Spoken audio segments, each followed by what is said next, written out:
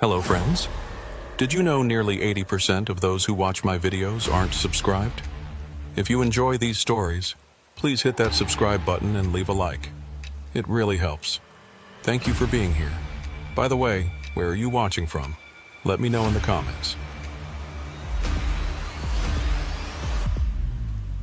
I've been hauling freight across the northern routes for close to 12 years now, and I can tell you with absolute certainty that the roads up here don't follow the same rules as the ones down south. There's something about the way darkness settles over these highways. Something that makes a man question whether he's still driving through the same world he woke up in that morning. My name's Cole Briggs, and what happened to me on the White Horse Run in February of last year still keeps me up at night, staring at my ceiling, wondering if I ever really made it back at all. On paper, the load was quite easy. I was going to transport industrial equipment from Dawson Creek to Whitehorse, a route I had probably traveled many times before. The dispatcher, a man named Rick who worked the night shift while I was driving, gave me the usual information. A 16-hour drive, weather conditions at minus 38 degrees, highway conditions moderate. There was nothing I hadn't handled before.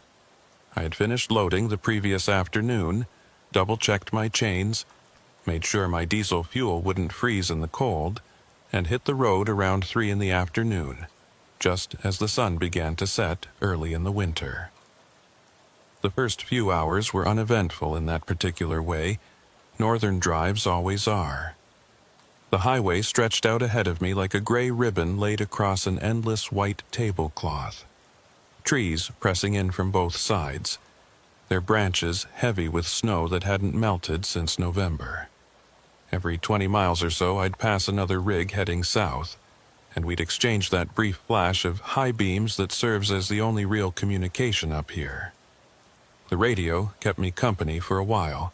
Some talk show out of Prince George discussing hockey scores and weather patterns, but the signal started breaking up around mile marker 287, dissolving into static that sounded almost like whispering if you listened to it long enough. I'd been driving for about 6 hours when I noticed the first oddity, though at the time I didn't think much of it. There was a green highway sign ahead, the kind that tells you what's coming up at the next junction. I was familiar enough with this stretch of road to know there weren't any major turnoffs for another 40 miles. But as my headlights swept across it, I could clearly read "Crossroads, 2 miles," printed in white reflective letters. I frowned at that, trying to remember if they'd added a new service road or logging route since my last trip through. The northern highways change sometimes, new resource roads appearing overnight as companies push deeper into the wilderness. So it wasn't impossible. 2 miles later, I was watching for the turnoff, but there was nothing. The highway continued its straight path through the darkness. The same unbroken line of trees on both sides, no indication that any road had ever branched off from this spot. I checked my GPS, an old Garmin unit I'd been using for years because it still had detailed logging road maps most newer systems didn't bother with. According to the screen, I was exactly where I was supposed to be, following Highway 97 north with no junctions, intersections, or crossroads marked anywhere in the vicinity. The temperature had dropped even further by the time I hit hour 8, my dashboard thermometer reading minus 42. At those temperatures, everything changes. The air itself seems to crystallize, and your breath comes out in clouds so thick they could almost be solid. I'd been through worse, but there was something about this particular cold that felt different, felt deliberate somehow. The kind of cold that doesn't just freeze your skin but seems to seep into your bones and settle there, making a home in your marrow. I was thinking about pulling over at the next rest area when I saw the sign again. Same green reflective surface, same white lettering. Crossroads, 2 miles. This time I was certain something was wrong. I'd been watching the road carefully, and I knew for a fact I hadn't passed any crossroads the first time. More than that, I'd been keeping track of the mile markers, and I was at least 40 miles past where I'd seen that first sign. There was no way the same sign could appear twice on a straight highway unless someone had put up duplicates, which made no sense at all. I grabbed my CB radio and keyed the mic, my voice sounding harsh in the quiet of the cab. "This is northbound 87 to any driver in the area. You got your ears on?" Static answered me, that same whispering quality I'd heard in the regular radio earlier. I tried again, cycling through the channels, but got nothing except that strange interference. In 12 years of driving these routes, I'd never had trouble reaching someone on the CB. There are always truckers out here, always someone hauling something through the darkness, and the CB is our lifeline, our way of staying connected to the human world when everything else falls away. The 2 miles passed slowly, my eyes fixed on the road ahead, watching for any sign of an intersection or turnoff. My high beams cut through the darkness, illuminating the falling snow that had started up about an hour back. Nothing but highway, nothing but trees, nothing but that endless white and gray and black. When my odometer told me I'd gone 2 miles past the sign, I started counting telephone poles, watching for anything that might indicate a road, even an old abandoned logging trail. There was nothing.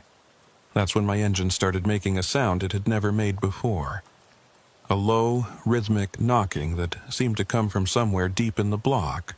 A sound that felt less like mechanical failure and more like something trying to communicate. I've been around diesel engines my whole adult life. Rebuilt 3 of them from scratch, and I'd never heard anything quite like it. The rhythm was too regular, too measured, almost like Morse code or a heartbeat. I eased off the throttle, but the sound continued at the same tempo regardless of my engine speed. I pulled over onto the shoulder, letting the engine idle while I tried to diagnose the problem. The sound continued, steady and insistent, and now that I was stopped, I could hear something else underneath it. A low humming, almost subsonic, that seemed to vibrate through the frame of the truck. I killed the engine and the knocking stopped immediately, but the humming continued. That's when I realized it wasn't coming from my truck at all. It was coming from outside, from somewhere in the trees.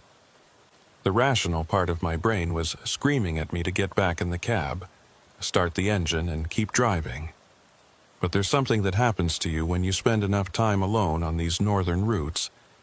You start to question your own judgment, start to wonder if the isolation is making you imagine things. I needed to know if that sound was real, if there was actually something out there in the darkness, or if I was finally succumbing to the particular kind of madness that claims truckers who spend too many nights staring at empty highways. I grabbed my flashlight from the cab, a heavy mag light that could double as a weapon if needed, and stepped out into the cold. The temperature hit me like a physical blow, the kind of cold that makes your lungs ache and your eyes water. I could feel my beard starting to frost up immediately, ice crystals forming in the moisture of my breath. The humming was clearer now, a deep bass tone that I could feel in my chest more than hear with my ears. It seemed to be coming from the tree line about 30 yards off the highway. I walked toward the sound, my boots crunching in the snow that had drifted across the shoulder. My flashlight beam cut through the darkness, illuminating twisted branches and shadows that seemed to move just outside the circle of light. The humming grew louder as I approached the trees, and I could start to make out what looked like a structure of some kind hidden in the shadows. Not a building exactly, but something man-made, something that didn't belong in this wilderness. As I got closer, I could see it was some kind of junction box or generator housing, a metal structure about the size of a small shed, partially buried in snow. The humming was definitely coming from inside it, that deep vibration that I could feel through the soles of my boots. There were no markings on it, no utility company logos or warning signs, just rusted metal and darkness. I reached out to touch it, and the moment my gloved hand made contact, the humming stopped. The silence that followed was absolute. No wind in the trees, No distant highway sounds, nothing but my own breathing and the faint creak of leather as I shifted my weight. I stood there for what felt like minutes, but was probably only seconds, my hand still pressed against the cold metal, waiting for something to happen. When nothing did, I pulled back and returned to my truck, walking faster than I'd like to admit, looking over my shoulder every few steps. I climbed back into the cab and sat there with the door locked, watching the junction box through my windshield. My engine started on the first try, that strange knocking completely gone, and I pulled back onto the highway without looking back. But as my truck began to move, I saw something in my side mirror that made my blood freeze. There was a figure standing next to the junction box, a dark silhouette against the snow, completely motionless. It might have been a tree, might have been a trick of the shadows, but I don't think it was. The next 40 miles passed in a blur of snow and darkness and growing unease. I kept checking my mirrors, expecting to see headlights behind me or that figure somehow keeping pace with my truck, but there was nothing. The CB continued to produce only static, and my cell phone showed no signal, which wasn't unusual this far north but felt particularly isolating tonight. I was completely alone out here, and the realization settled over me like a weight. I saw the sign for the third time just after 2 in the morning. Crossroads, 2 miles. Same green sign, same white letters, but this time there was something different about it. As my headlights swept across the reflective surface, I could have sworn the number changed.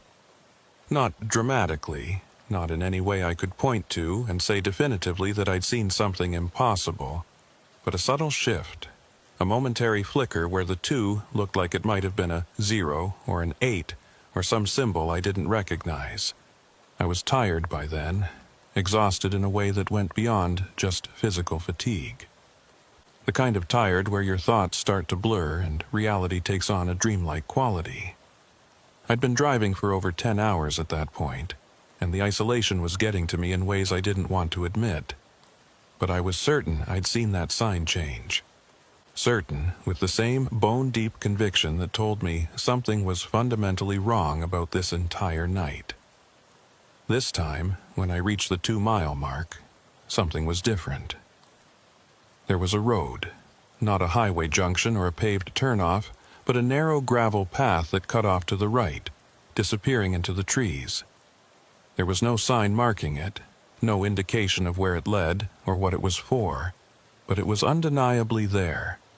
A break in the endless tree line that I was certain hadn't existed on my previous passes. I slowed the truck, the rational part of my brain telling me to keep driving, to ignore this impossible road and focus on reaching Whitehorse. But curiosity has always been my weakness, that need to understand, to solve puzzles, to make sense of things that don't add up.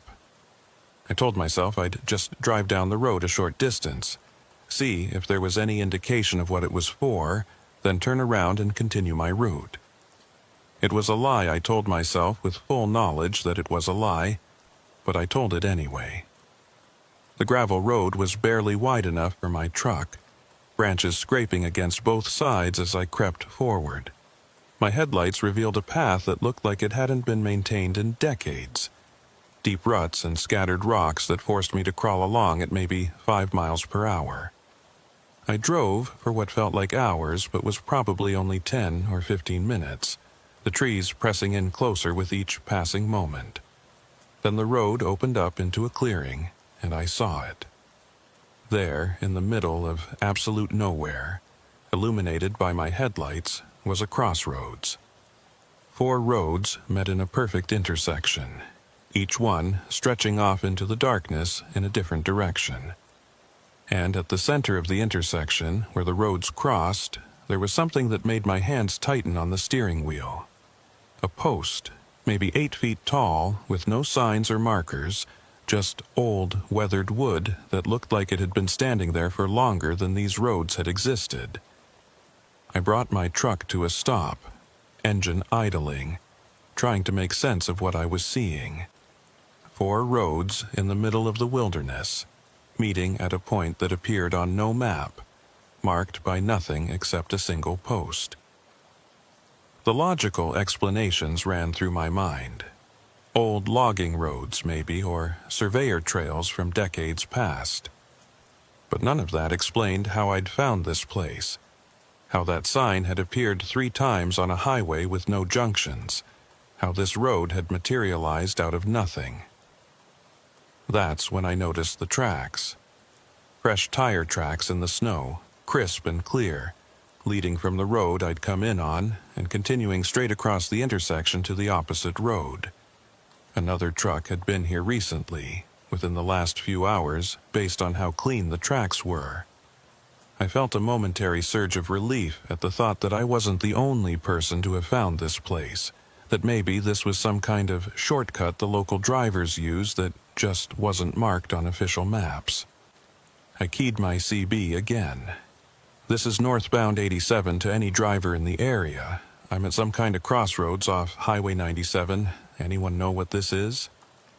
The static that came back was different this time, more structured, almost like it was forming words if you listened hard enough. I sat there with the mic in my hand, staring at the radio, trying to convince myself I wasn't hearing what I thought I was hearing. But there it was, barely audible under the white noise. Turn around. The voice on the radio could have been anyone. Could have been another driver trying to warn me.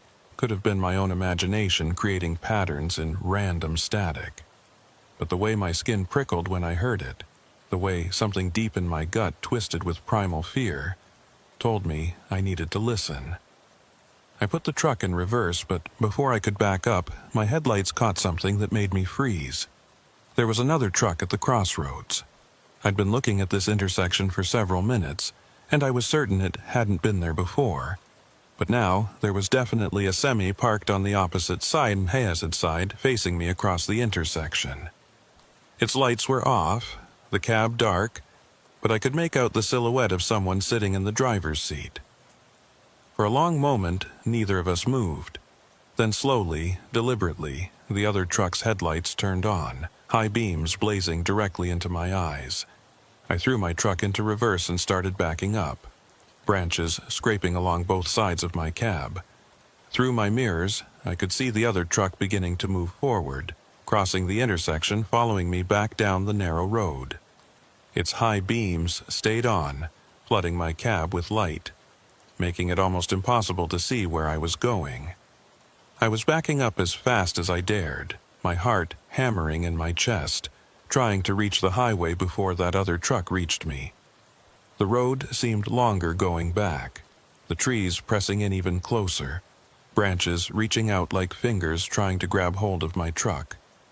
The headlights behind me never wavered, never blinked, just maintained that steady pursuit. I couldn't see the driver, couldn't make out any details about the truck except that it was dark-colored and old. Maybe a Peterbilt from the 80s based on the shape of the headlights. When I finally reached the highway, I didn't bother checking for traffic. I just swung my truck out onto the road and punched the accelerator, my engine roaring as I pushed it harder than I had in years. I watched my mirrors, waiting for those headlights to emerge from the gravel road, but they never did. The road was empty, the tree line unbroken, as if the turnoff had never existed at all.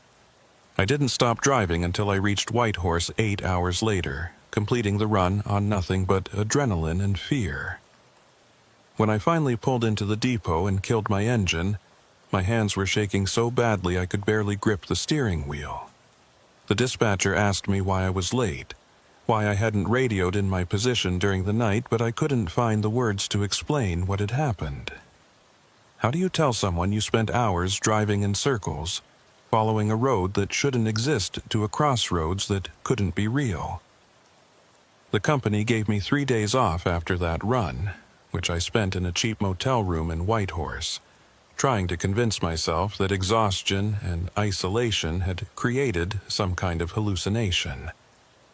I'd heard stories about truckers on the northern routes losing their grip on reality, seeing things that weren't there, driven mad by the endless darkness and solitude.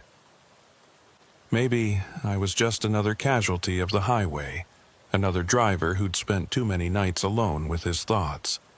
That's what I told myself anyway, as I lay in that motel bed, listening to the sound of traffic outside and clinging to it like a lifeline to normalcy.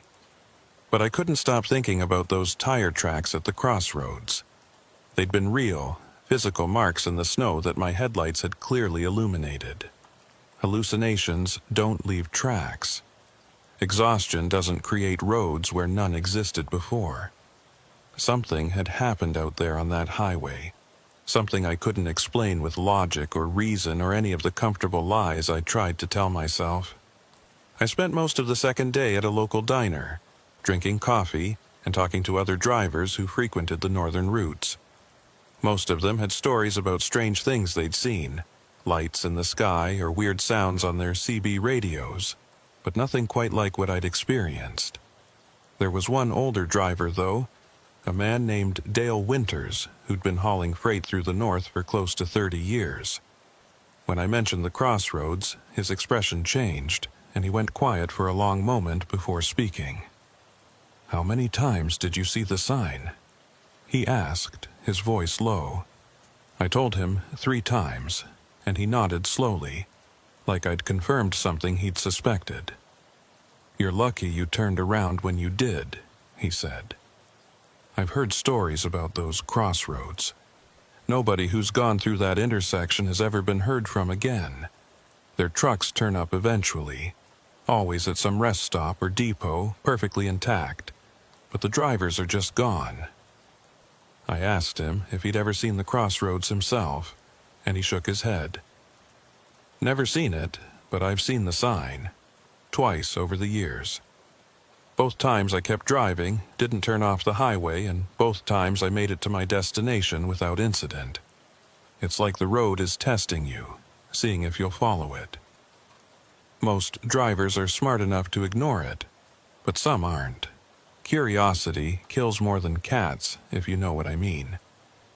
We talked for another hour, Dale sharing other stories about the northern routes, warning signs that drivers had learned to recognize over the years.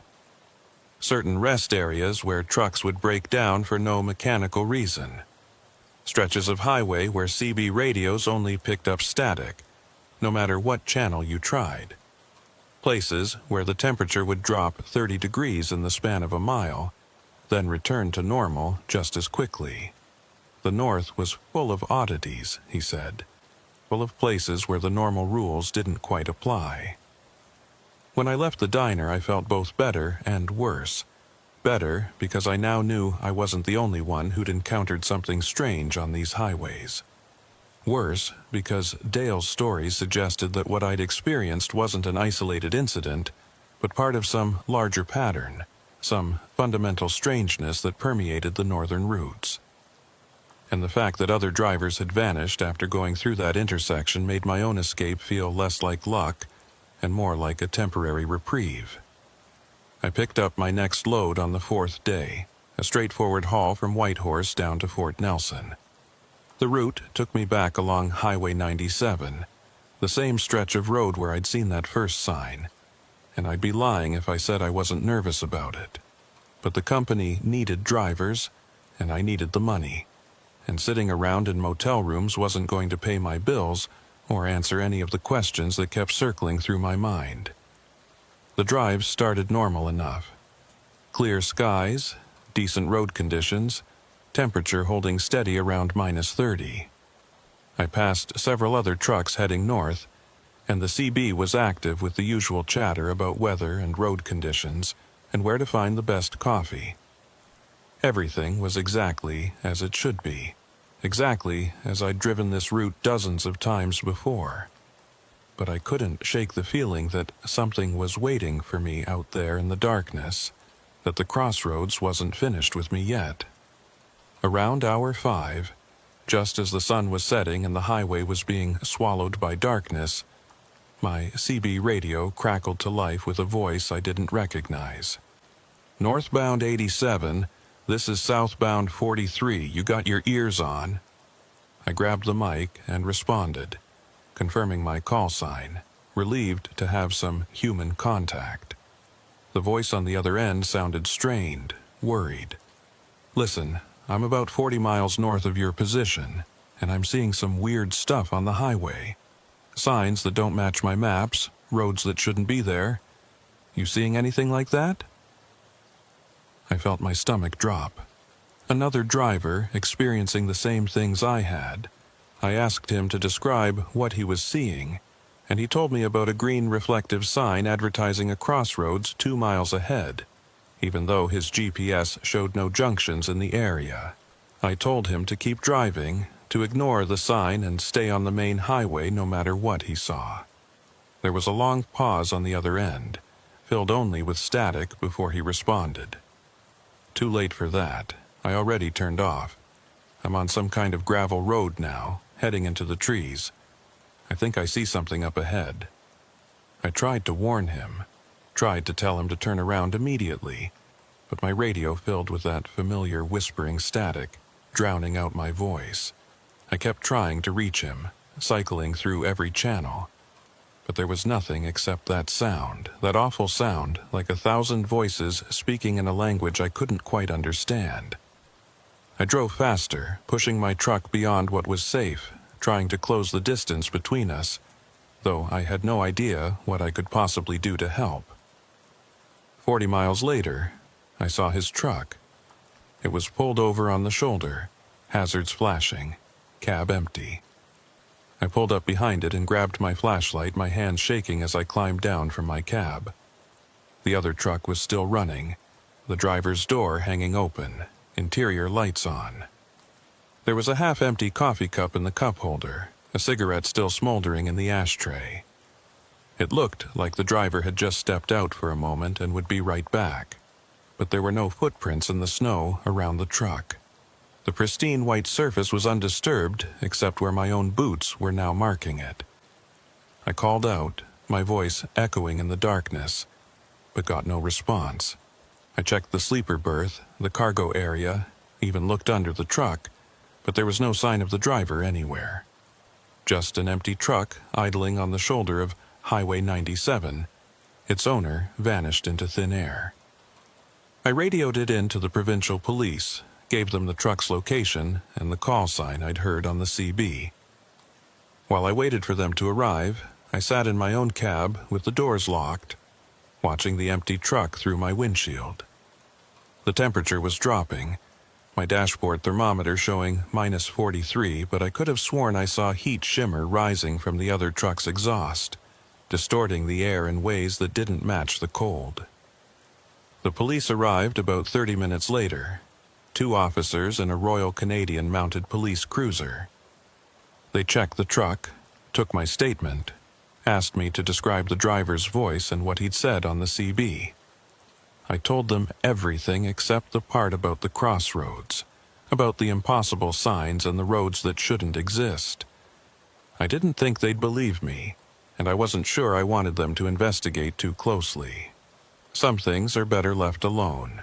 They told me I could continue my route, that they'd handle the abandoned truck and run the plates to identify the driver. As I pulled back onto the highway, I looked in my mirror and saw the 2 officers standing next to the empty truck, their flashlights cutting through the darkness. I wondered if they had any idea what they were dealing with, if they understood that this was something beyond a simple abandoned vehicle. Probably not. Probably better that way.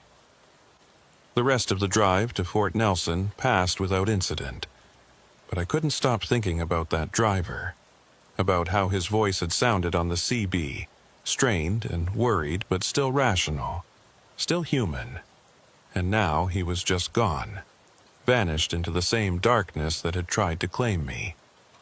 I wondered how many other drivers had disappeared on these northern routes, how many empty trucks had been found on the shoulder with no explanation, no trace of their operators. When I reached Fort Nelson and dropped off my load, I told the dispatcher I needed a few more days off. She didn't argue, probably saw something in my face that convinced her I needed the break. I checked into another motel, this one even cheaper than the one in Whitehorse, and spent 2 days just sitting in my room, trying to make sense of what was happening. But the more I thought about it, the less sense it made, and I started to wonder if sense had anything to do with it at all. On the third day, I drove to the local library and started researching the history of Highway 97. I found articles about its construction in the 40s, stories about early truckers who'd pioneered the route, accounts of accidents and weather-related closures. But I also found something else, buried in old newspaper archives from the 50s and 60s. There were multiple reports of drivers going missing on the northern stretch of the highway, their trucks found abandoned with no sign of struggle or foul play. The articles called it the Highway 97 mystery, and authorities at the time had blamed everything from wild animal attacks to Soviet agents to simple drivers walking away from their rigs. But one article, from 1963, mentioned something that made my blood run cold. A driver who'd survived claimed he'd been following strange signs that appeared on the highway, advertising a crossroads that didn't exist on any map. He'd turned onto a gravel road and driven for miles before realizing something was wrong and managing to turn around. When he reported his experience to the police, they'd dismissed it as exhaustion-induced hallucination. 3 days later, he'd disappeared on another run, his truck found idling on the shoulder with no trace of him anywhere. I made copies of every article I could find, filling a folder with accounts of disappearances and strange occurrences along Highway 97. Most of them were from decades past, but there were more recent reports too, including one from just last year about a driver who'd radioed in that he was seeing impossible things on the highway. His transmission had cut off mid-sentence, and his truck was never found. That night, I lay in my motel room with those articles spread out on the bed around me, trying to find a pattern, some explanation that would make sense of it all. But there was no pattern except the highway itself, that long ribbon of asphalt cutting through the northern wilderness, a boundary between the normal world and something else. And the crossroads seemed to be the heart of it, the place where whatever existed out there in the darkness could reach through and pull drivers into its realm. I realized I had a choice to make. I could quit trucking, find some other line of work, abandon these northern routes and try to forget everything I'd seen.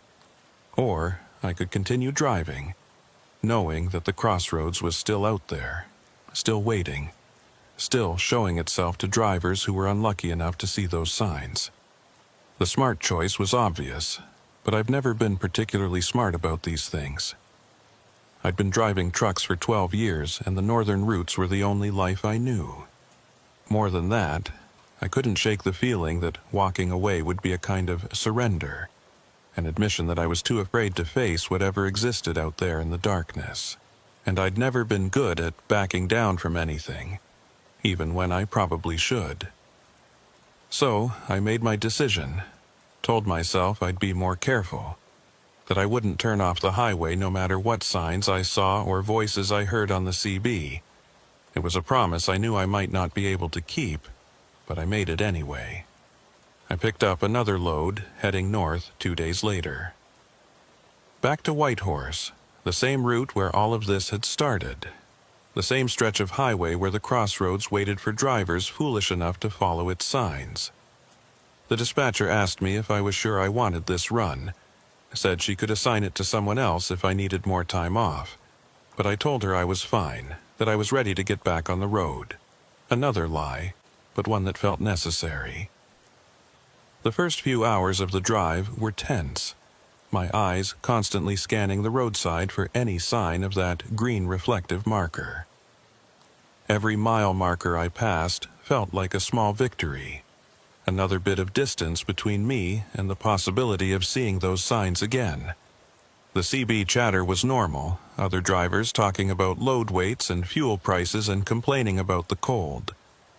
Everything was exactly as it should be, and I started to relax slightly, started to think that maybe I'd be okay. Then, around hour 7, as full darkness settled over the highway and the temperature dropped to -45, I saw it. Not the sign this time, but something else. There was a rest area ahead, one of those basic pull-off spots with a couple of picnic tables and an outhouse. I'd stopped there before on previous runs, used the facilities and stretched my legs before continuing on. But something about it looked wrong tonight, though I couldn't immediately identify what. As I got closer, I realized what it was. The rest area was full of trucks. At least a dozen semis parked in neat rows, their cabs dark. No lights or signs of activity anywhere. It was the middle of the night on one of the loneliest stretches of highway in North America, and this rest area looked like a busy truck stop at rush hour. But there were no drivers visible, no movement anywhere.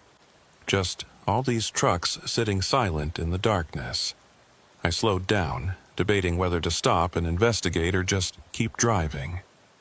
The rational part of my brain was screaming at me to keep moving, to put as much distance between myself and this place as possible. But I couldn't shake the image of all those empty trucks, couldn't stop wondering if their drivers had all seen the same signs I had, if they'd all followed those gravel roads to the crossroads and never made it back. I pulled into the rest area, my headlights sweeping across the parked trucks. They were all different makes and models, different companies, different provinces on their plates. Some looked new, others were older models that had probably been on the road for decades. But they all had one thing in common. They were completely empty, their cabs dark and silent. I counted 14 trucks total, arranged in 2 neat rows, and not a single one showed any sign of recent occupation. I grabbed my flashlight and climbed down from my cab, the cold hitting me like always, making my lungs ache and my eyes water. I approached the nearest truck, a red Freightliner with Manitoba plates, and shined my light through the driver's side window. The cab was empty, but there were personal items scattered around. A jacket draped over the passenger seat, a thermos in the cup holder, a photo taped to the dashboard showing a woman and 2 kids. It looked like the driver had just stepped away for a moment. I checked 3 more trucks, and they were all the same. Personal belongings, signs of recent occupation, but no drivers anywhere. The doors were all locked, the keys presumably still in the ignitions, though I couldn't see them from outside. It was like all these drivers had simply vanished from their cabs simultaneously, leaving their trucks and their lives behind. That's when I heard it. The humming. That same deep bass tone I'd heard at the junction box, vibrating through the ground and up through my bones. It was coming from the tree line behind the rest area, and as I turned my flashlight toward the sound, I saw something that made me take an involuntary step backward. There was a path leading into the trees, a narrow trail that definitely hadn't been there on my previous stops at this rest area. And at the mouth of the trail, barely visible in the beam of my flashlight, was another one of those green reflective signs. I didn't need to walk closer to read it. I knew what it said: Crossroads. The sign was here, waiting for me, showing me another path to that impossible intersection. And I suddenly understood what had happened to all these drivers. They'd stopped at this rest area, seen the sign, followed the path into the trees, and they'd never come back. I turned and walked quickly back to my truck, my hand shaking as I fumbled with the door handle. I climbed into the cab and locked the doors, my heart pounding in my chest. I should have left immediately, should have started my engine and gotten back on the highway, but I sat there for a moment, staring at that path through my windshield. Part of me wanted to follow it, wanted to see where it led, wanted to understand what was happening on these northern routes. But a larger, smarter part of me knew that would be suicide. As I reached for my ignition key, every truck in the rest area turned its lights on simultaneously. 14 sets of headlights blazing to life in perfect unison, flooding the rest area with light. I screamed and ducked down in my seat, my hands over my face, waiting for something to happen. But nothing did. The lights just stayed on, shining in every direction, and after a long moment I slowly raised my head and looked around. All the trucks still appeared empty, their cabs dark despite their headlights being on. And then, as I watched in horror, they all started their engines. 14 diesel engines roaring to life with no one in the driver's seats, the sound echoing through the night. I fumbled with my own ignition, my hands shaking so badly I could barely turn the key, but my truck started on the first try. I threw it into gear and accelerated out of the rest area, not caring about the ice on the road or the danger of driving too fast in these conditions. In my mirrors, I could see all 14 trucks pulling out behind me, forming a convoy that followed me back onto the highway. Their headlights stayed on high beam, flooding my cab with light, making it almost impossible to see where I was going. I pushed my truck as hard as I dared, the engine screaming in protest, but the convoy maintained its distance, never closing the gap, but never falling behind either. The 14 trucks followed me for the next 47 miles. I know the exact distance because I was watching my odometer obsessively, counting every tenth of a mile, using the numbers as a way to keep myself grounded in reality. The convoy maintained perfect formation behind me, 2 rows of 7 trucks each, their headlights creating a wall of light that eliminated any shadows and made the highway ahead look flat and surreal, like I was driving through a photograph rather than actual 3-dimensional space. My CB radio had gone completely silent, not even static anymore, just dead air that somehow felt more ominous than the whispering had. I tried my cell phone, but there was no signal, which wasn't surprising this far north, but the complete absence of any bars felt deliberate somehow, like something was actively blocking my ability to communicate with the outside world. I was alone out here with 14 ghost trucks that shouldn't be moving, and there was nobody I could call for help. The weirdest part was how the other trucks moved. They weren't weaving or drifting the way you'd expect from unmanned vehicles. They maintained perfect lane discipline, taking curves smoothly, adjusting their speed to match mine exactly. It was like they were being driven by expert truckers, except there was nobody in the cabs. I could see that clearly every time I checked my mirrors, could see the empty driver's seats illuminated by dashboard lights. Around mile 32 of the pursuit, something changed. The lead truck in the left lane, the same red Freightliner I'd shined my flashlight into back at the rest area, started to pull forward. It accelerated slowly, deliberately, coming up alongside me until we were running parallel. I looked over at it, and my blood went cold. There was someone in the driver's seat now. A figure, dark and indistinct, hands on the steering wheel, head turned toward me. But I couldn't make out any features, couldn't see a face or clothing or anything that would identify it as human. It was just a silhouette, a shadow in the shape of a person. I pressed down harder on my accelerator, trying to pull ahead, but the Freightliner matched my speed. The figure in the driver's seat continued to stare at me, motionless except for the small adjustments it made to the steering wheel. We drove like that for what felt like hours, but was probably only a few minutes, 2 trucks side by side on an empty highway in the middle of the night, one driven by a terrified human and the other by something that only resembled one. Then the figure raised its right hand and pointed forward, toward something on the road ahead. I looked where it was indicating and saw another one of those green signs coming up. Crossroads, 1 mile. My hands tightened on the steering wheel. I wasn't going to follow that sign, wasn't going to turn off the highway no matter what happened. I'd made that mistake once before, and I wasn't going to make it again. But as I approached the 1 mile marker, I realized I might not have a choice.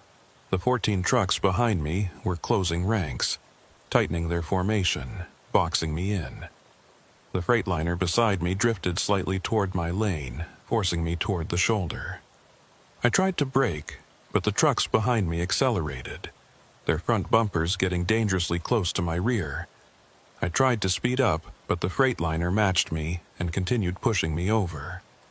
I was being herded, forced toward the turnoff that I knew would appear at the 2-mile mark.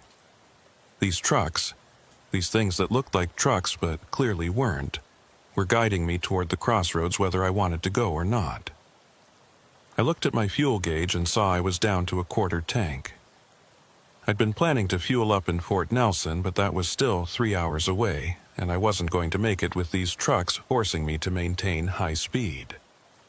That's when I saw the other sign, a small brown marker that indicated a maintenance road coming up in half a mile. It was the kind of road used by highway crews to access remote sections for repairs, usually gated and locked, but it represented my only chance to break free from this convoy. I waited until the last possible moment, then yanked my steering wheel hard to the right, taking the maintenance road turnoff at a speed that made my truck lean dangerously. The convoy didn't follow. They continued straight on the highway, maintaining their formation, and within seconds they disappeared from view. I slowed my truck to a crawl, my hands shaking on the steering wheel, my breath coming in short gasps. I'd escaped, at least temporarily, but I had no idea where this maintenance road led, or if it would even get me back to the highway. The road was unpaved and poorly maintained, full of potholes and washouts that forced me to creep along at maybe 10 miles per hour. My headlights revealed nothing but trees on both sides, dense forest that seemed to press in closer the further I drove. I kept checking my mirrors, expecting to see those headlights reappear behind me, but there was nothing except darkness. I'd been on the maintenance road for about 20 minutes when I noticed something odd about the trees. They were all leaning at the same angle, like they'd been pushed by some massive wind and frozen in that position. The angle was slight enough that I might not have noticed it in daylight, but my headlights cast long shadows that made it obvious, and they were all leaning toward the road, toward me, like they were trying to reach across the narrow gap and touch my truck. The temperature had dropped again, my dashboard now showing -52. At those temperatures, metal becomes brittle, diesel fuel turns to gel, and human flesh freezes in minutes. I had my heater running at full blast, but I could still feel the cold seeping into the cab, making my fingers numb and my breath come out in thick white clouds. I started to worry that my truck would break down out here, that I'd be stranded on this abandoned maintenance road with no way to call for help. That's when my headlights caught something on the road ahead. At first I thought it was an animal, maybe a moose or a bear, but as I got closer I realized it was a person. They were standing in the middle of the road, facing away from me, completely motionless. I slowed to a stop about 30 feet away and sat there with my engine idling, trying to decide what to do. The figure was wearing what looked like old trucker gear, a heavy winter coat and work boots, but something about their posture was wrong. They stood too straight, too rigid, like a statue rather than a living person. I honked my horn, and the sound echoed through the trees, but the figure didn't move. I honked again, longer this time, but got the same non-response. I was debating whether to turn around and try to find another route when the figure slowly began to turn toward me.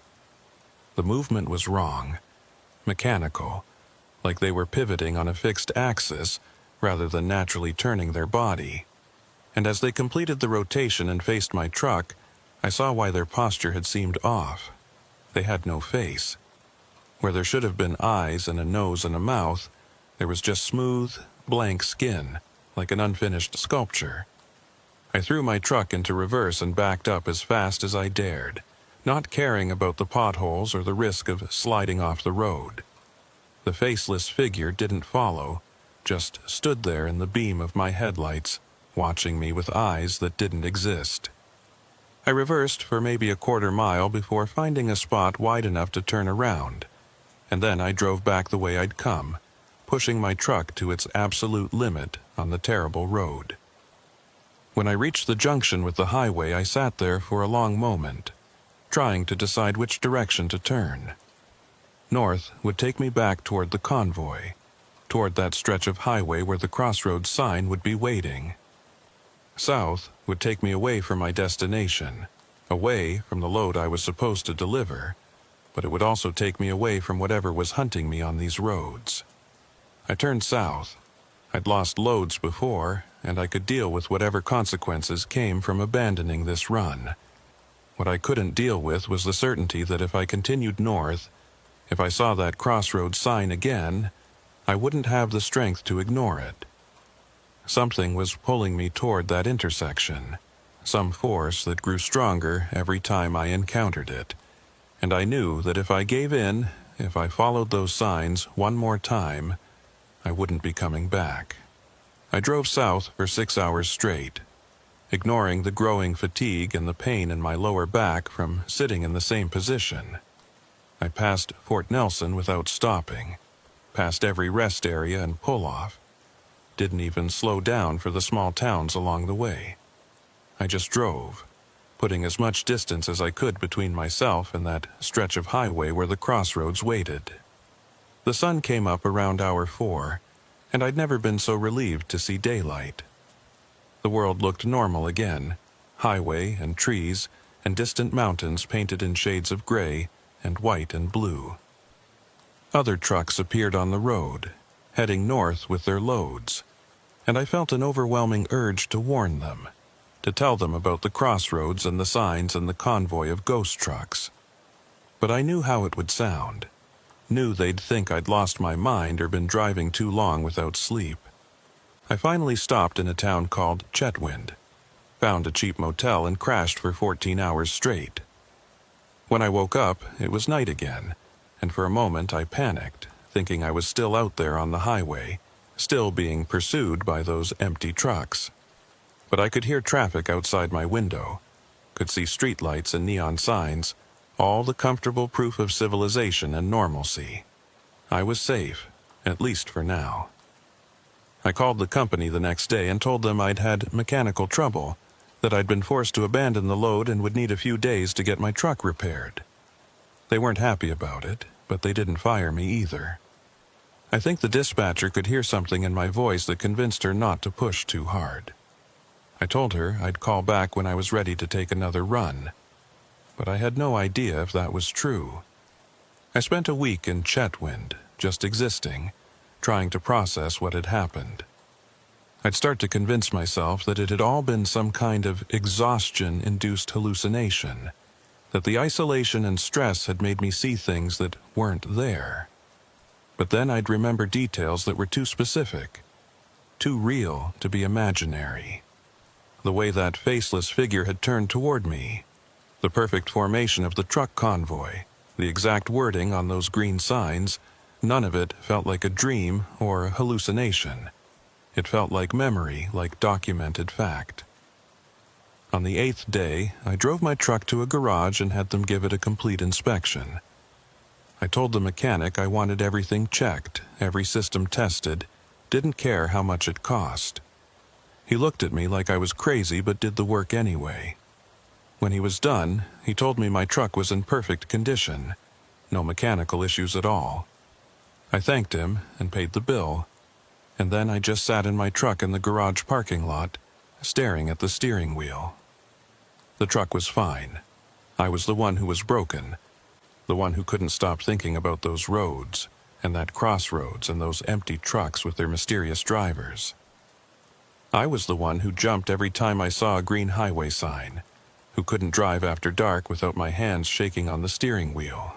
The highway had gotten into my head, planted something there that I couldn't dig out no matter how hard I tried. I eventually started taking loads again, but only short hauls on southern routes, runs that kept me close to populated areas where I could always see other vehicles and lights and signs of human presence. I avoided the northern highways completely, turned down any load that would take me within 100 miles of Highway 97. Other drivers noticed, started calling me soft, saying I'd lost my nerve. Maybe they were right. But sometimes, late at night when I'm lying in bed trying to fall asleep, I think about those tire tracks I saw at the crossroads.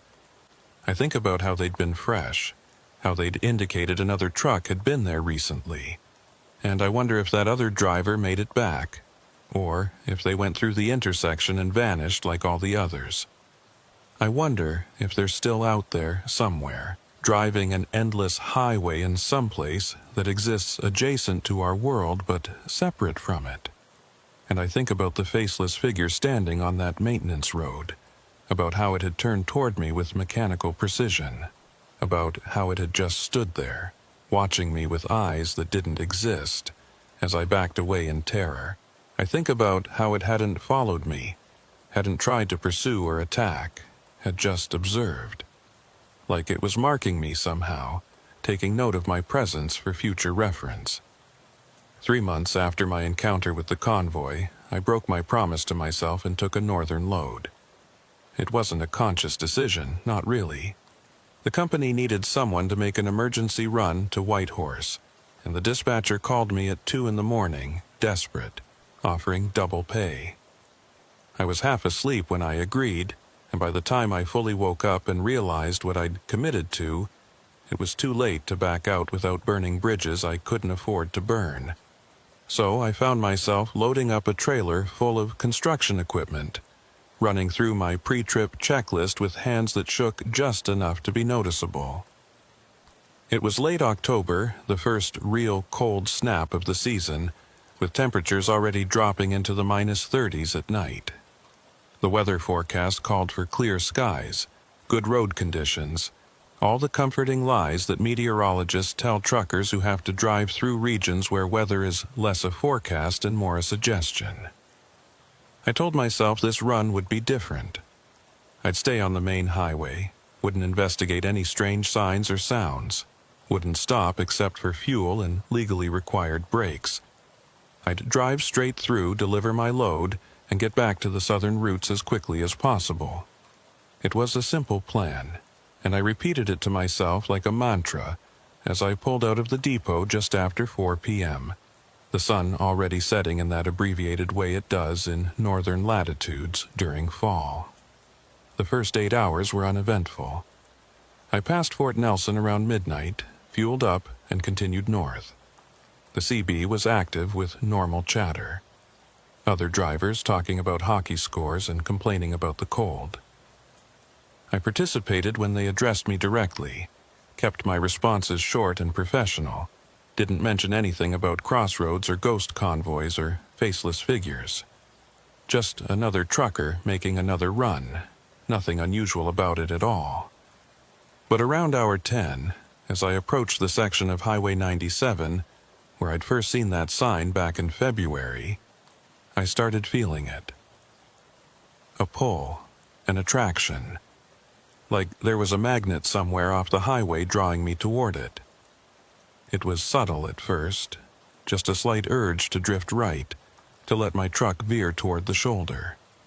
I corrected my steering and shook my head, trying to clear it, telling myself it was just fatigue, just my imagination creating patterns where none existed. The pull got stronger. With every mile I drove, the attraction intensified, until I was gripping the steering wheel with both hands, actively fighting to keep my truck moving in a straight line. It felt like I was driving through mud, like the air itself had become resistant, trying to slow me down and push me toward something off the highway. My speedometer said I was doing 65, but it felt like I was barely crawling. That's when I saw it. Not the green sign this time, but something worse. There was a truck stopped on the shoulder ahead, hazards flashing, a figure standing next to the driver's side door. As my headlights swept across the scene, the figure turned toward me and waved, the universal signal for, "I need help." Every instinct I had screamed at me to keep driving, to not stop, to not get involved. But I couldn't do it. Some core part of my identity, the part that made me human, wouldn't let me drive past someone who needed assistance. I slowed my truck and pulled onto the shoulder about 50 feet behind the disabled vehicle. Through my windshield, I could see the figure more clearly now. It was a man in trucker gear, heavy coat and winter hat, standing in a posture that looked natural and human and completely normal. He waved at me again, then pointed at his truck's engine, making gestures that suggested mechanical trouble. I sat there with my engine idling, debating what to do, knowing this was probably a trap, but unable to ignore the possibility that it might be a real person who genuinely needed help. I grabbed my flashlight and climbed down from my cab, the cold hitting me with its usual intensity. I approached the other truck cautiously, keeping my distance, ready to run back to my own vehicle at the first sign of anything unusual. The man watched me approach, his face shadowed under his hat brim, his posture relaxed and unthreatening. When I was about 20 feet away, he spoke, his voice rough and gravelly, exactly how you'd expect a long-haul trucker to sound.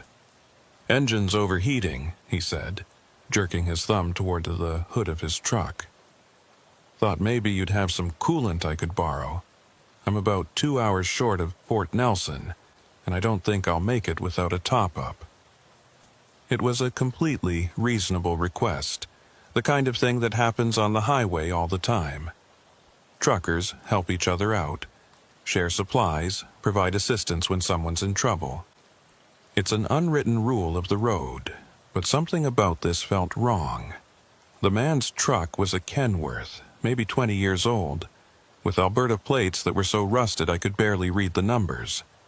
And despite his claim that the engine was overheating, I couldn't see any steam or smoke coming from under the hood, couldn't hear the distinctive ticking sound that hot engines make. More than that, I couldn't shake the feeling that I recognized this truck from somewhere, that I'd seen it before in circumstances I couldn't quite remember.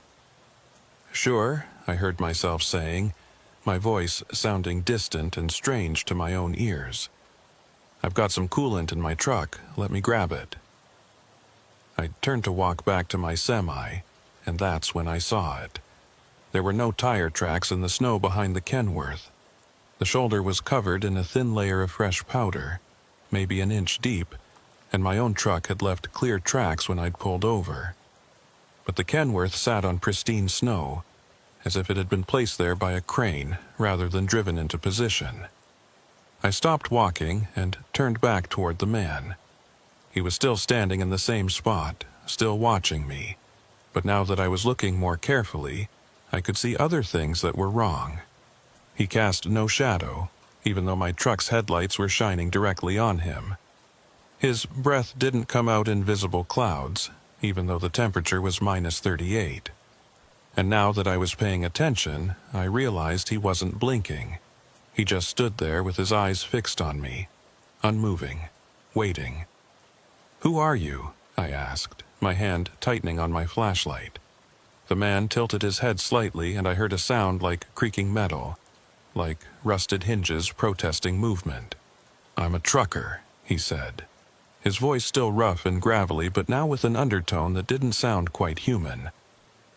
"Same as you, just trying to get where I'm going, just trying to complete my run." I backed away slowly, keeping my eyes fixed on him, moving toward my truck.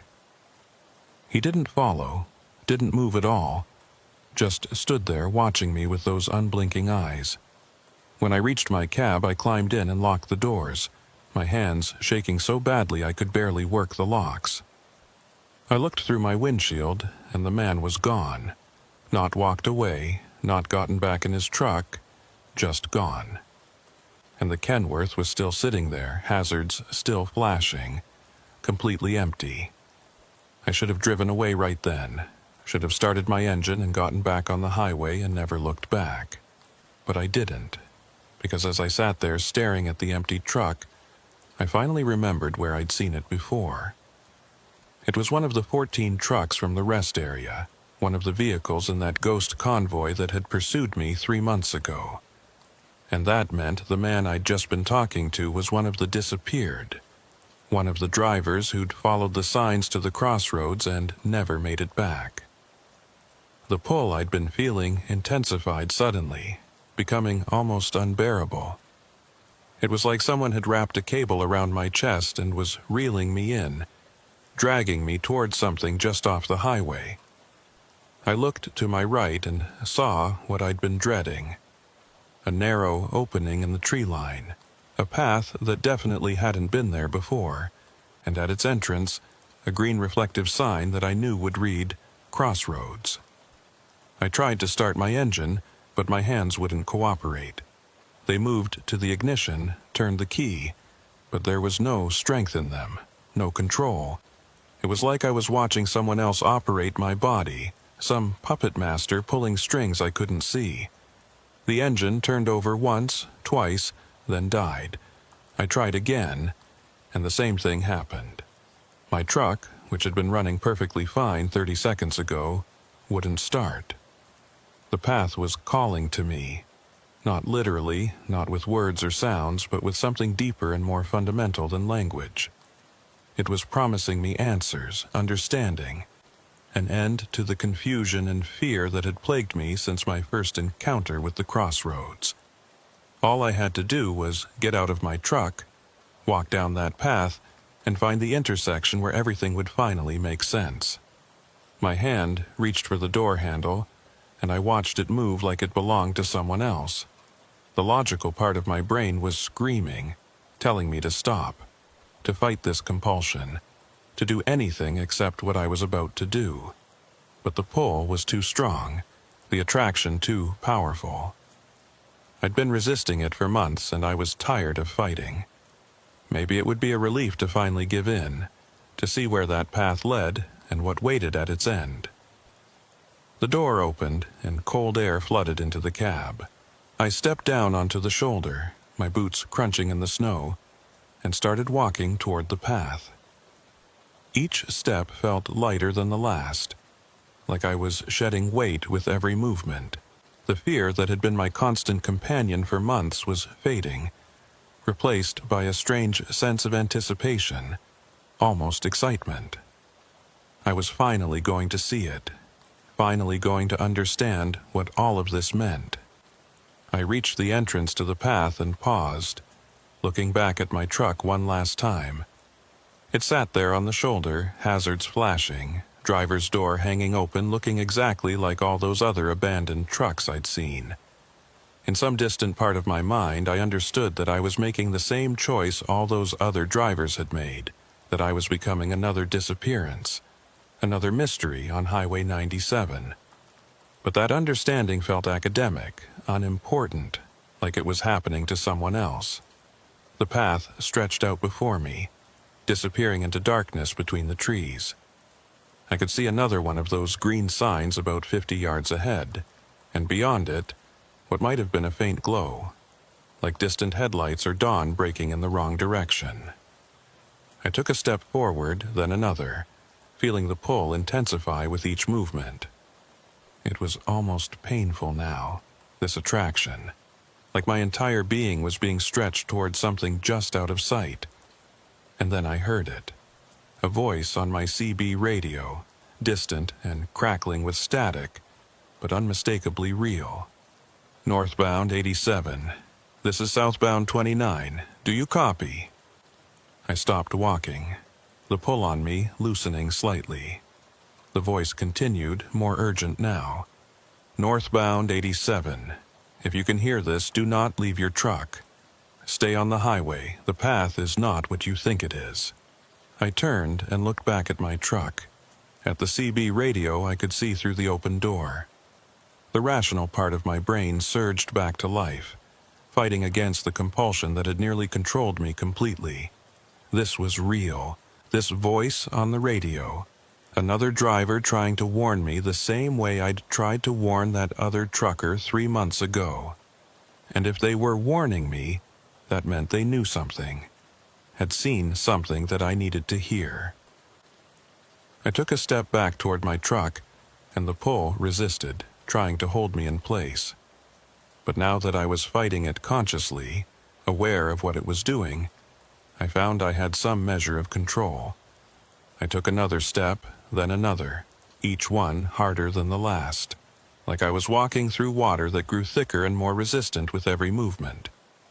The CB continued to crackle, the voice still calling my signal, giving me something to focus on, something to anchor myself to. When I reached my truck, I grabbed the door frame and pulled myself into the cab, slamming the door shut behind me. Immediately, the pull released, and I gasped like I'd been holding my breath underwater. I grabbed the CB mic with shaking hands and keyed it. "This is northbound 87, I copy. Who is this?" Static answered me for a long moment, and I started to think I'd imagined the voice entirely, but then it came back, clearer now. "Doesn't matter who I am. What matters is you're still in your truck. Now start your engine and get back on the highway. Don't look at the path. Don't think about where it leads. Just drive." I turned my ignition key, and my engine roared to life on the first try, like it had never failed. I put the truck in gear and pulled back onto the highway, accelerating hard, needing to put distance between myself and that path. As I drove away, I looked in my mirror and saw the Kenworth was gone, the shoulder empty except for my tire tracks, and the path between the trees had vanished, the tree line unbroken and solid. "Thank you," I said into the CB, but there was no response, just static.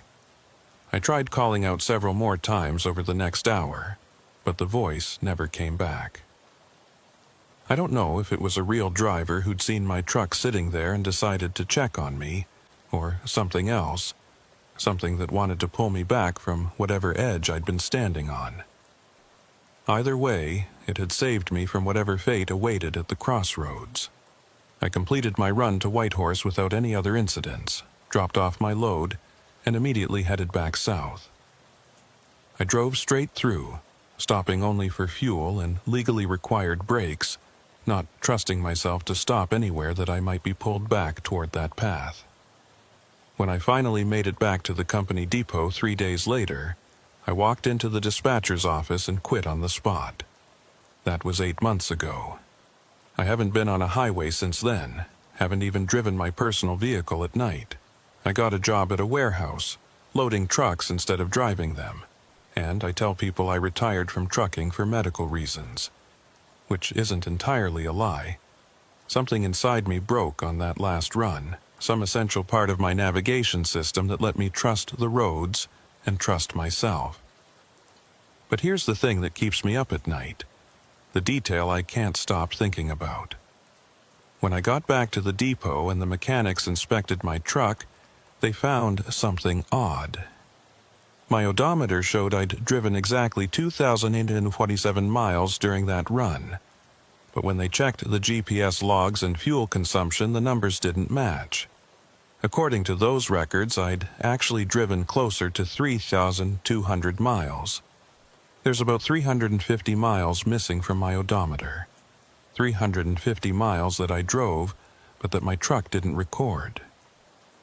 And I've been going over my logs and my memories of that trip, trying to figure out when those miles disappeared, when I might have driven through some section of highway that existed outside normal space. But I can't find it.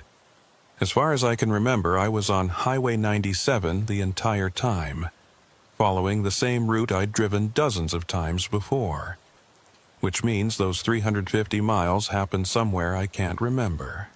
Some stretch of road that my brain has blocked out or edited away. I think about that voice on the CB sometimes, the one that warned me to stay in my truck. I wonder if they'd experienced the same thing, if they'd been pulled toward that path and managed to resist, or if they'd gone through and somehow made it back.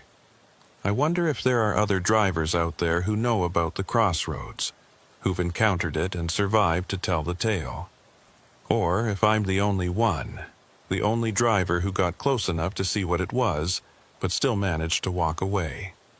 Last week, I saw a news story about another trucker gone missing on Highway 97. His truck was found at a rest area, engine still running, personal belongings intact, no sign of the driver anywhere. The police are calling it suspicious, investigating it as a possible abduction or foul play. But I know better. I know he saw the signs, followed the path, found the crossroads, and I know he's not coming back.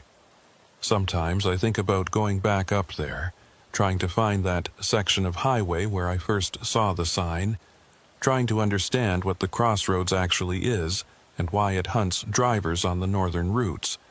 But that's just fantasy, just my brain trying to create some sense of closure where none exists. The truth is, I'm too afraid to ever drive those roads again, too afraid of what I might see, what I might be compelled to do. Because here's what really terrifies me. When I was walking down that path, when I was being pulled towards the crossroads, part of me wanted to go. Part of me still wants to go. And I don't know if that desire comes from the crossroads itself, from whatever force operates through those signs and paths, or if it comes from something inside me, some self-destructive impulse that the crossroads recognized and exploited. I keep a map of Highway 97 in my apartment now, pinned to the wall above my desk. I've marked all the locations where I encountered the signs, where I saw the paths, where other drivers have disappeared. I'm looking for a pattern, some logic to when and where the crossroads appears. But there isn't one. Or if there is, it's beyond my ability to comprehend. The crossroads shows itself when it wants to whoever it chooses, and no amount of mapping or analysis can predict or prevent it. Last night, I dreamed I was back on Highway 97. I was driving my truck through the darkness and I saw that green sign ahead. Crossroads, 2 miles. But this time, instead of fear, I felt relief. Like I was finally going home after a long absence. Like the crossroads wasn't hunting me, but waiting for me, patient and eternal. And I knew, with absolute certainty, that someday I would go back. Not today, not this year, maybe not for decades. But eventually I would find myself on that highway again, and this time I wouldn't resist. This time I would follow the path all the way to the end. I woke up in a cold sweat, my heart pounding, but the dream stayed with me. It stays with me still, as I sit here writing this account, trying to create some record of what I experienced in case anyone else encounters the same thing. But even as I write, I can feel it pulling at me, that same attraction I felt on the highway. It's fainter now, diluted by distance and time, but it's still there, still waiting.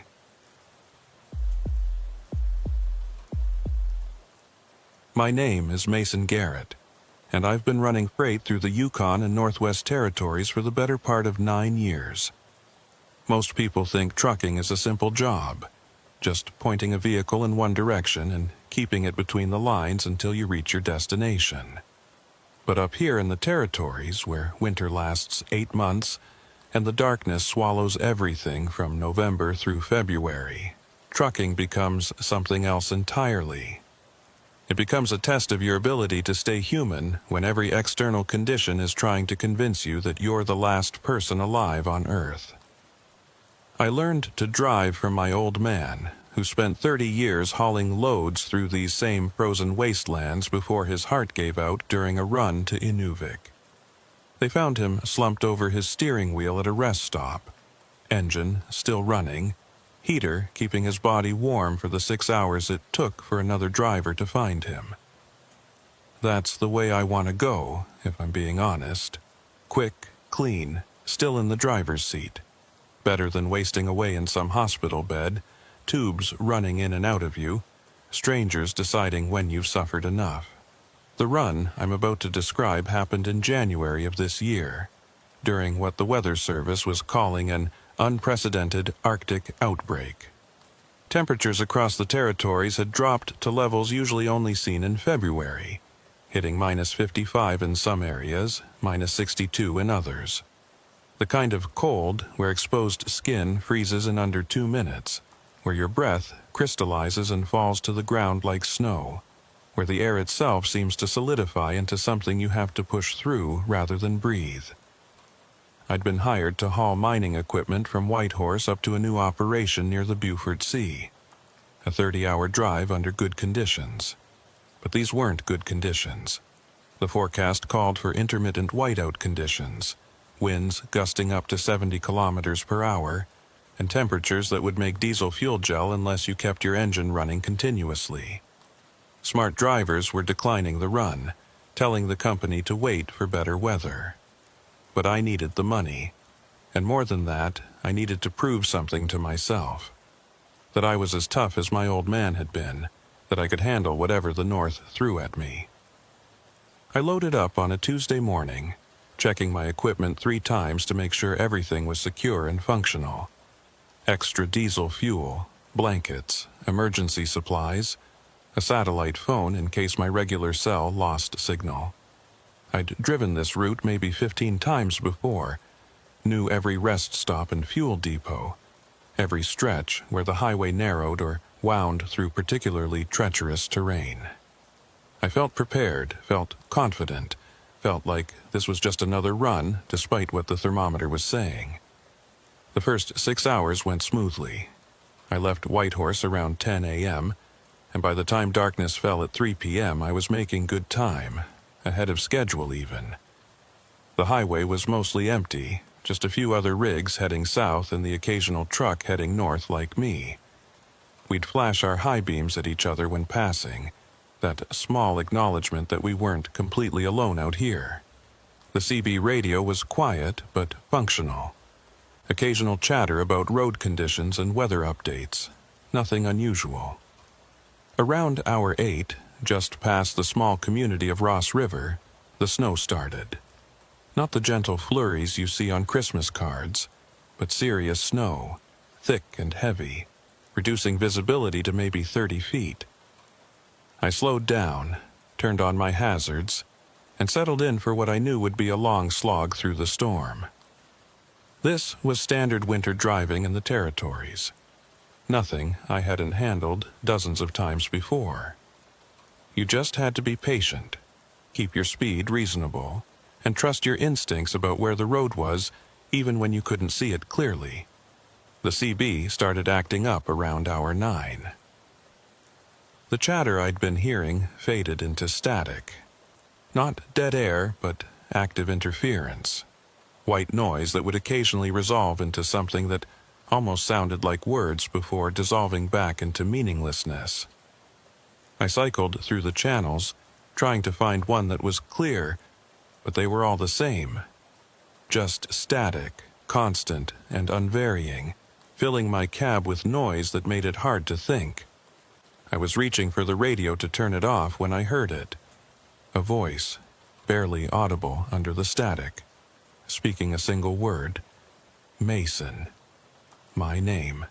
Clear as a bell despite the interference, unmistakable. I grabbed the CB mic and keyed it, asking who was trying to reach me, giving my call sign and position. But there was no response, just more static, that endless white noise that seemed to press against my eardrums.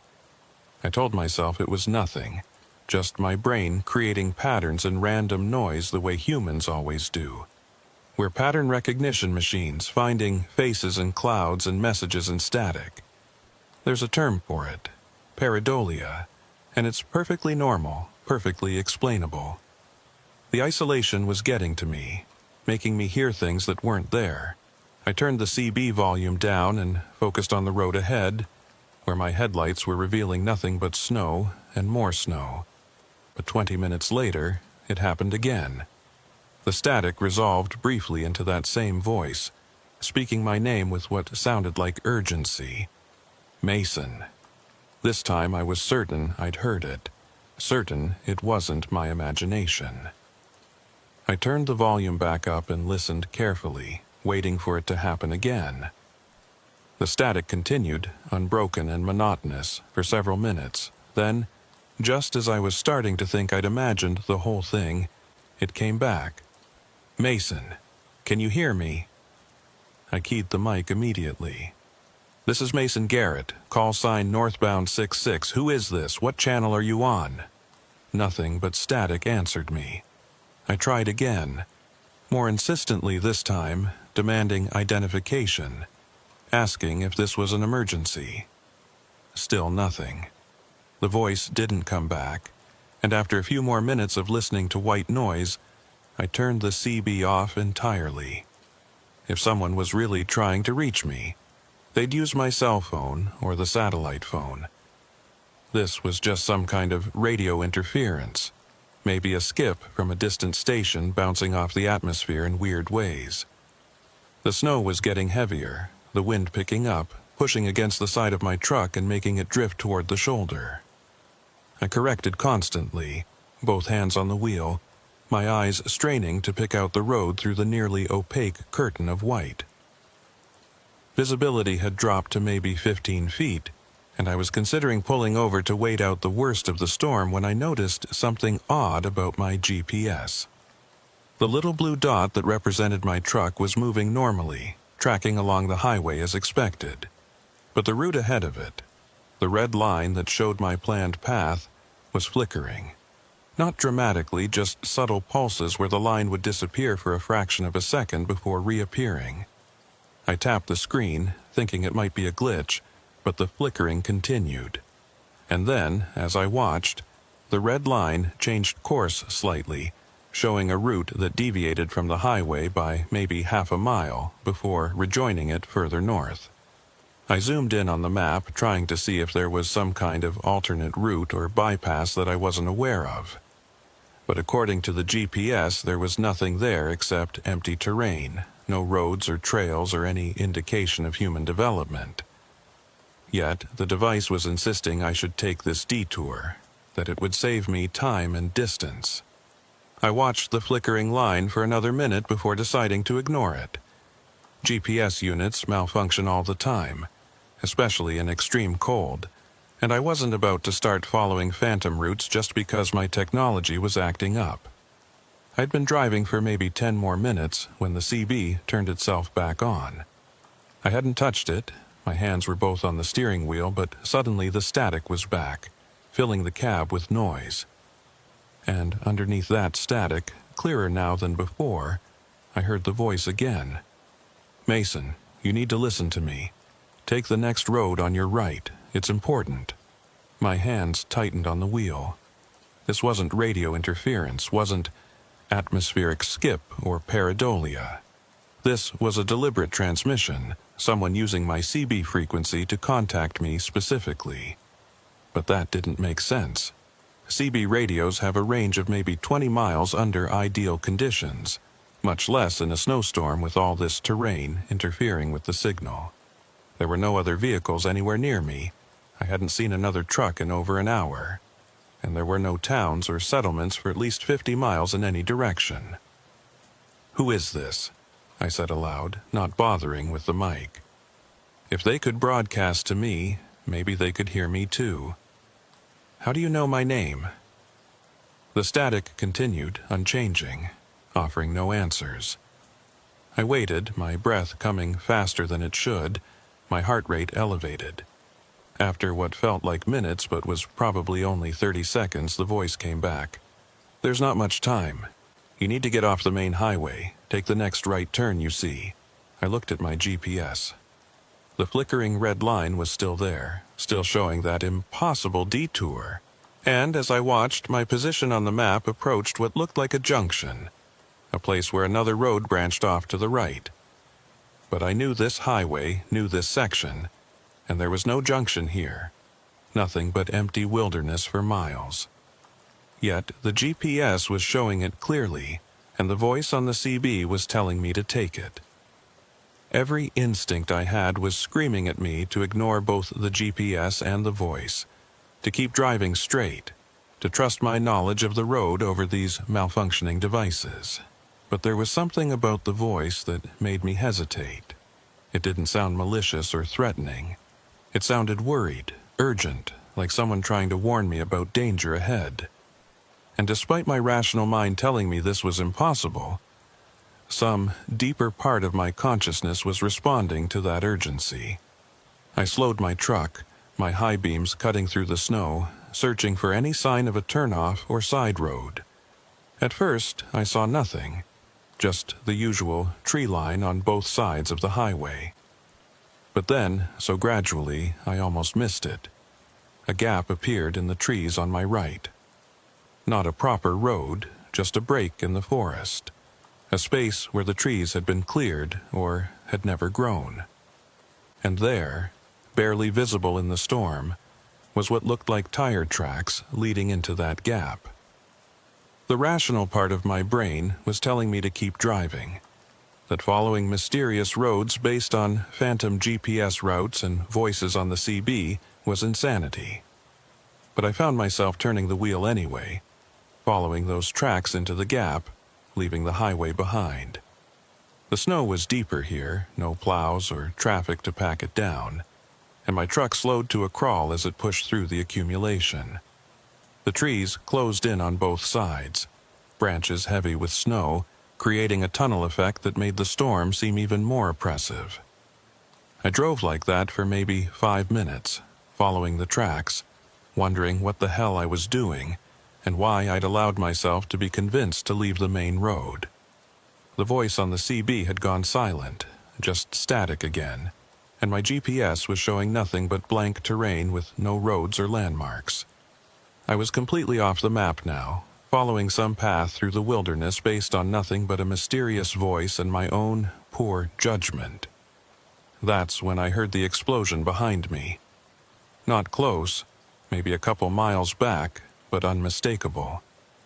A deep, rumbling boom that I felt through the frame of my truck more than heard with my ears. I stopped and looked in my mirrors, and I could see an orange glow in the distance, flames reflecting off the low cloud cover.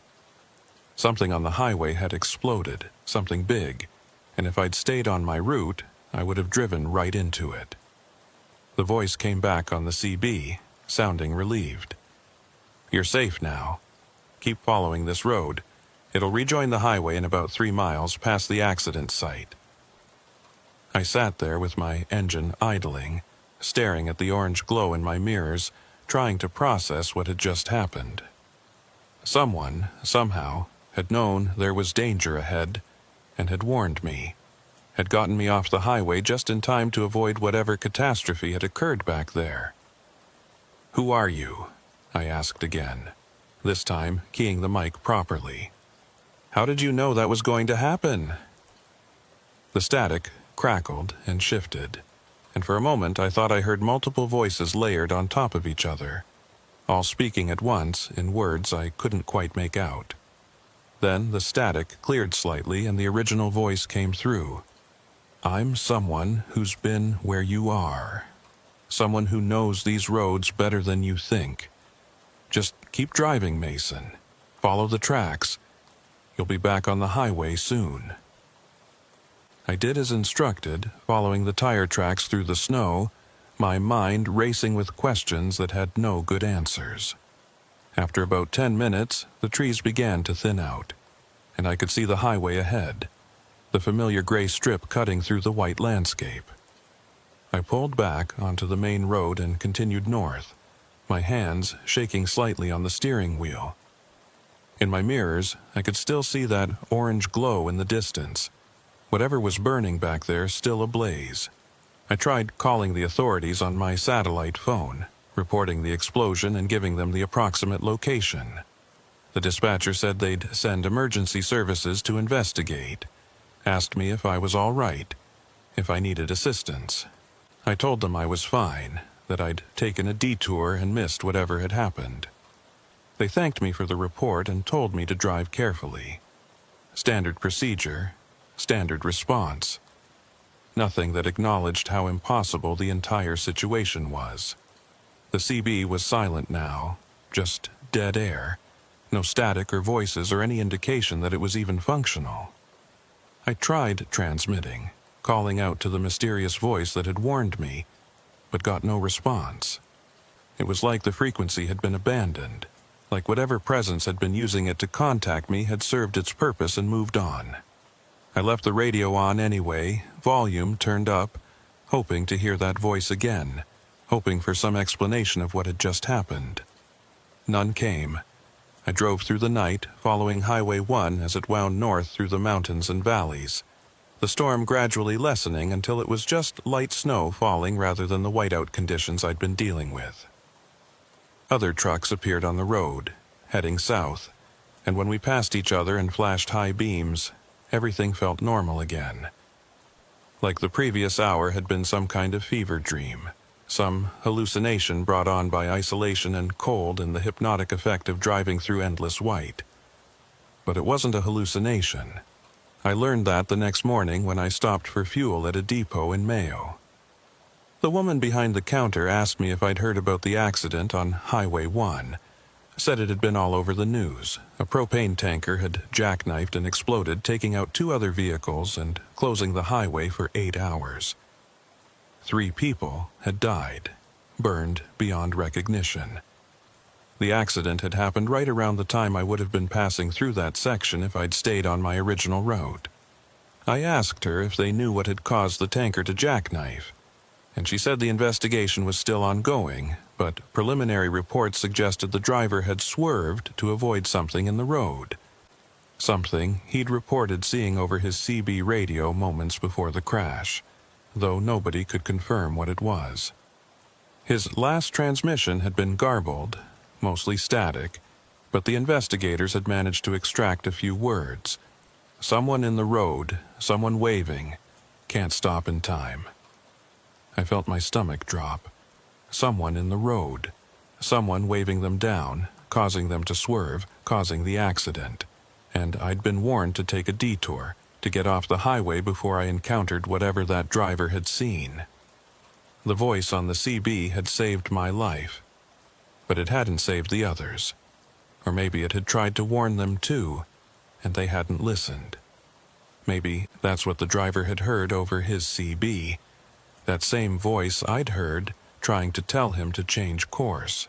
I finished fueling and got back on the road, my mind churning with questions that seemed to multiply faster than I could process them. Who was broadcasting on that CB frequency? How had they known about the accident before it happened? And why had they specifically warned me, used my name, made sure I understood the urgency? I was just one driver among hundreds making runs through the territories. What made me special enough to deserve a personal warning? The more I thought about it, the more disturbed I became. Because the implication was clear. Someone or something was watching the highways, monitoring CB frequencies, aware of impending disasters. And they could choose who to warn and who to let die. The propane tanker driver and his passengers hadn't received a warning, or if they had, they'd received it too late to act on. But I'd been given plenty of advance notice, plenty of time to take that detour and save myself. I drove the rest of that day in silence, the CB turned off, not wanting to hear any more voices or receive any more warnings. I completed my delivery to the mining operation without incident, turned around, and headed back south. The return trip was uneventful, normal winter driving conditions. No explosions, or mysterious voices, or impossible detours. Just me and the highway and the endless white landscape rolling past my windows. But I couldn't stop thinking about that voice, the way it had said my name, intimate and familiar, like we'd known each other for years. The concern in its tone when it warned me about the danger ahead. And most disturbing of all, the way it had said, "I'm someone who's been where you are." Past tense. Been. Not, "I am where you are," but "I've been." Like the speaker was no longer driving these roads, no longer operating in the same physical space I occupied. I took a week off after that run. Told the company I needed to deal with some personal issues. Spent most of that time in my apartment in Whitehorse, drinking too much coffee and researching CB radio anomalies, trying to find some rational explanation for what had happened. The internet was full of stories about weird radio transmissions, ghost stations broadcasting on frequencies that should be empty, voices speaking in dead languages, or delivering coded messages that made no sense, but none of them quite matched my experience. Most of the documented anomalies were recorded, repeating broadcasts that played the same message over and over. What I'd heard was interactive, responsive, a two-way conversation where the voice had known my name and had provided specific, timely information. That suggested either a living person with access to information they shouldn't have, or something else entirely, something that didn't fit into comfortable categories of natural or explicable. I found myself checking the news obsessively, looking for information about the tanker explosion and its aftermath. The official investigation concluded it had been an accident, driver error compounded by poor weather conditions. The driver had swerved to avoid what he thought was a person in the road, overcorrected, and lost control of his vehicle. The subsequent explosion had been caused by a ruptured propane tank, and the 3 deaths had been ruled accidental. No criminal charges, no indication of foul play, just another tragedy on Canada's notoriously dangerous northern highways. But there was one detail in the official report that caught my attention. Multiple drivers in the area at the time of the accident had reported unusual CB radio interference, static and garbled transmissions that made normal communication difficult. Some had described hearing voices underneath the static, words they couldn't quite make out, like someone trying to break through on an encrypted frequency. The investigators had attributed this to atmospheric conditions and solar activity, both of which could cause radio anomalies. I knew better. Those other drivers had been hearing the same thing I had, that same voice trying to warn them about the danger ahead. But they dismissed it as interference, as natural phenomena, and had driven right into the disaster. I'd been the only one who'd listened, who'd acted on the warning. And now I was alive while 3 others weren't. Survivor's guilt is a strange thing, even when your survival was entirely a matter of being in the right place at the right time. On the 6th day of my time off, I received a call from a driver named Jackson Sloan, who I'd worked with occasionally over the years. We weren't close friends, but we'd shared enough late-night CB conversations and truck stop meals to have developed a professional respect for each other. He said he'd heard about the tanker explosion, had heard I'd been on that highway around the same time, wanted to make sure I was okay. I told him I was fine, that I'd taken a detour and missed the whole thing. There was a long pause on the other end of the line. Then Jackson said something that made my blood run cold. "You heard the broadcast too, didn't you? The voice on the CB." I asked him what he meant, playing dumb, not wanting to admit to anything until I understood what he knew. He laughed, but it wasn't a happy sound. "Come on, Mason. I've been driving these routes for 16 years. I know when someone's been contacted. It happened to me 3 years ago, north of Norman Wells. Voice on the CB knew my name, told me to pull over and check my trailer. Saved my life. One of my tire chains had broken and was about to tear through my fuel line. I sat down, my legs suddenly unsteady. Another driver, another mysterious voice, another intervention that prevented disaster.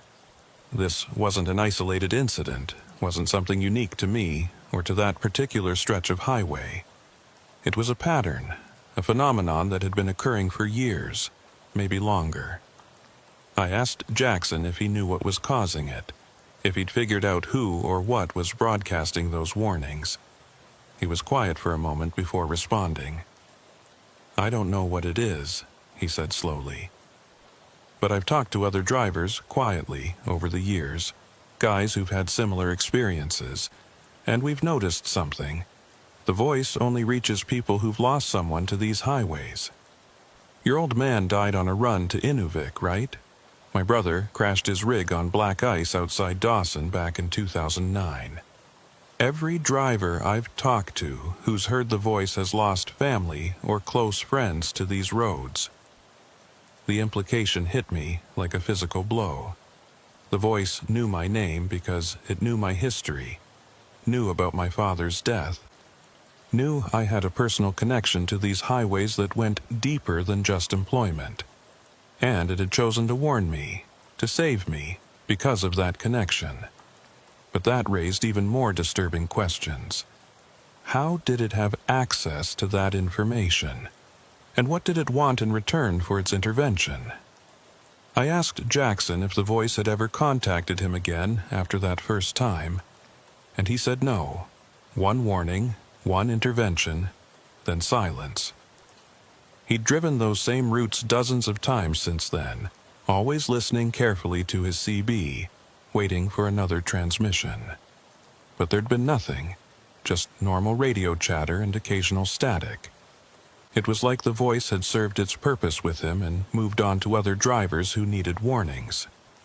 We talked for another 30 minutes, sharing theories and speculation, neither of us willing to commit to any explanation that felt complete or satisfying.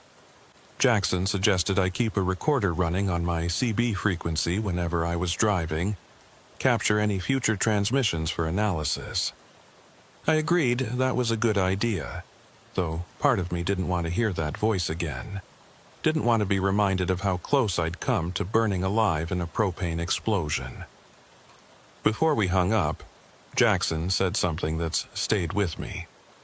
Listen, Mason, if the voice contacts you again, pay attention to what it tells you. But be careful about following all its instructions blindly. Some of the drivers I've talked to think it's benevolent, think it's trying to help. But others aren't so sure. They think it might be testing us, seeing who'll listen and who won't, collecting data for purposes we don't understand. Whatever it is, it's not human.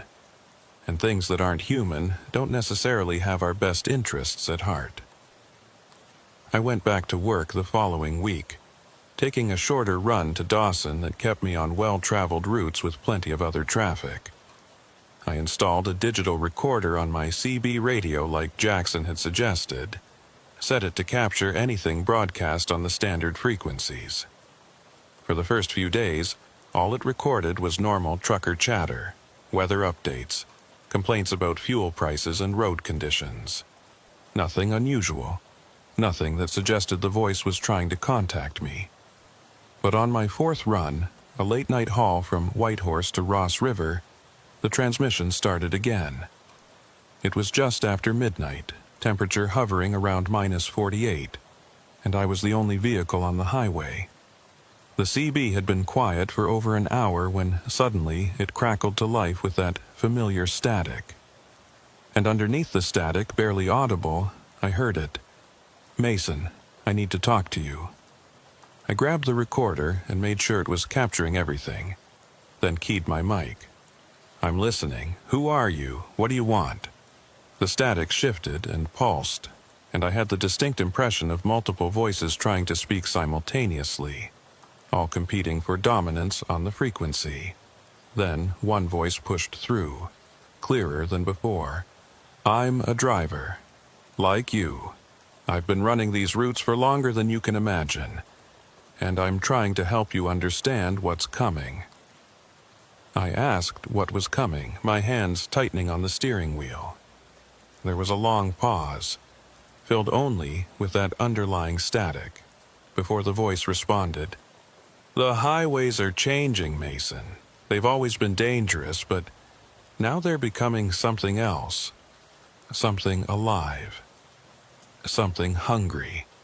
And drivers like you and me, we're caught in the middle of it. We can either learn to navigate the new rules, or we can become part of the road ourselves. The temperature in my cab seemed to drop despite my heater running at full blast. I could see my breath misting in the air, could feel frost forming on the inside of my windows. And my GPS was acting up again, the screen flickering and showing routes that didn't exist, paths that wound through terrain where no roads could possibly be. I asked the voice to clarify what it meant by the highways becoming alive, but the static surged and drowned out any response. When the transmission cleared again, it was a different voice, similar to the first but subtly wrong, like a recording played at the wrong speed. Don't listen to him, Mason. He's trying to confuse you, trying to pull you into the same trap that got him. The highways aren't alive. But something lives in them now, something that feeds on drivers who stop paying attention, who let their guard down. You need to stay alert, stay skeptical. Don't trust anything you hear on this frequency. A third voice joined in, and then a fourth, and suddenly my CB was filled with overlapping transmissions, all of them claiming to be helping me, all of them warning me about different threats and dangers. Some said the highways were haunted by the ghosts of dead truckers. Others claimed there was a predator stalking the northern routes. Still others insisted this was all a government experiment in psychological manipulation. The cacophony was overwhelming, making it impossible to think clearly. I reached over and turned the CB volume down, but the voices didn't fade. They continued at the same level, as if the sound was coming from inside my head rather than through the radio speaker. And then, suddenly, they all stopped. Complete silence, no static, no transmissions, nothing. Just me and my truck and the empty highway stretching ahead into darkness. I drove in that silence for maybe 10 minutes, my heart rate slowly returning to normal, my breathing evening out. I checked my recorder and saw it had captured everything. The multiple voices and their conflicting warnings all preserved on digital storage. I'd listen to it later, try to make sense of what I'd heard, try to identify patterns or clues that might explain what was happening. But right now I just needed to focus on the road, on maintaining my speed and staying between the lines. The CB crackled back to life with a single voice, the original one I'd heard, the one that had warned me about the propane tanker.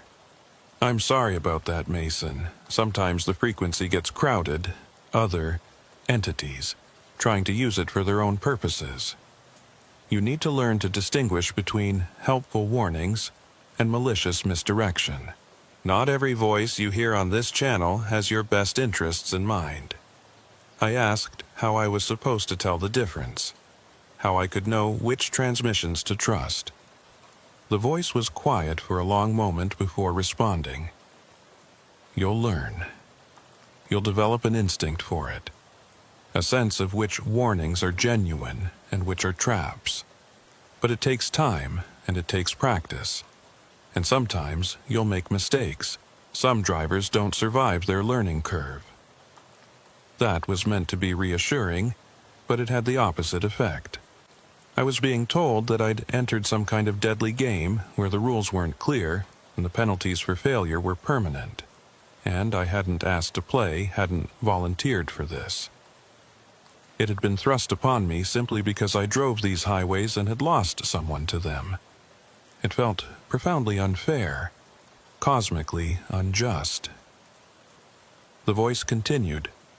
The next time you stop for fuel or supplies, check your logbook. Look at the dates and times, see if they match your memory. That's usually the first sign that the highway is starting to take hold, when time begins to slip and bend. If you notice inconsistencies, if hours are missing or added without explanation, you need to be extra careful. That means you're becoming visible to things that hunt along these routes. I didn't want to check my logbook. I wanted to pretend I hadn't heard that instruction, wanted to maintain the comfortable fiction that time was linear and consistent and that my records would match reality. But I knew I'd check it anyway, knew I wouldn't be able to resist. The human mind can't ignore a warning like that, can't help but look for confirmation of its worst fears. The voice seemed to sense my reluctance. I know this is a lot to process, Mason. I know it feels overwhelming. But you were chosen for this specifically because you have the strength to handle it. Your father runs through these territories for 30 years before his heart gave out. He saw things too, heard things, learned to navigate the strangeness. And he survived longer than most. You have his blood in you, his instincts. Trust them. The mention of my father hit me harder than I expected. I'd never told anyone details about his death, had barely talked about him at all in the years since his heart attack.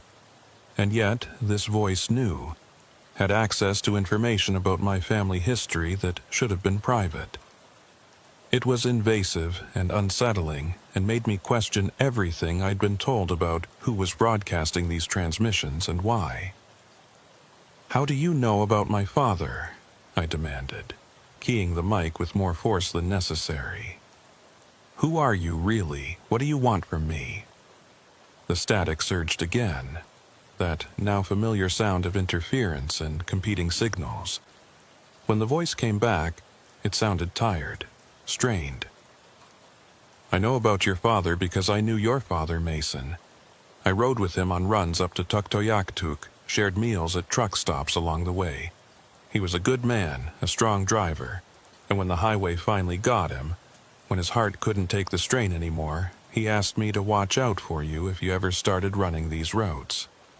So that's what I'm doing, keeping a promise to a dead friend." I wanted to believe that. Wanted to think this was all some elaborate but benevolent arrangement my father had made before his death, ensuring I'd have protection on these dangerous highways. But something about it felt wrong, felt too convenient. My father had died 9 years ago, and I'd been driving professionally for all of that time. Why had this mysterious benefactor waited until now to contact me? What had changed that made me suddenly worthy of protection? I asked these questions aloud, and the voice was silent for a long time before responding. When it finally spoke, the words came slowly, carefully chosen. "You've been on these highways for 9 years, but you've only recently started running the deep northern routes, the ones that go beyond Fort McPherson and into the real wilderness. Those roads are different, Mason. They're older, wilder. The rules that apply to the southern highways don't always work up there. Your father knew that, had learned to navigate those differences. And now you need to learn too, because you've crossed a threshold you can't uncross." The cab felt colder still, and I realized my heater had stopped working. The vents were blowing air, but it was the same temperature as the outside atmosphere, minus 48 degrees of Arctic wind filling my truck. I fumbled with the controls, trying to restore heat, but nothing responded. And my windows were frosting over from the inside, ice crystals forming intricate patterns that looked almost deliberate, almost like writing in some language I couldn't read. I was starting to panic, my breath coming in short gasps, my hands shaking on the steering wheel. If the heat didn't come back, I'd freeze to death within 20 minutes, maybe less. My emergency blankets and supplies were in the sleeper berth behind me, but I couldn't stop to retrieve them. Couldn't risk pulling over on this empty highway where anything might be waiting. I needed to keep moving, needed to maintain speed and hope my heater repaired itself, or my body heat would at least keep the cab warm enough to survive. The voice on the CB seemed to sense my distress. "Your heater's fine, Mason. The mechanism works. What you're experiencing is something else, a temperature drop that has nothing to do with machinery. It's the highway responding to your fear, testing you, seeing if you'll panic and make mistakes. You need to calm down, control your breathing, and drive through it.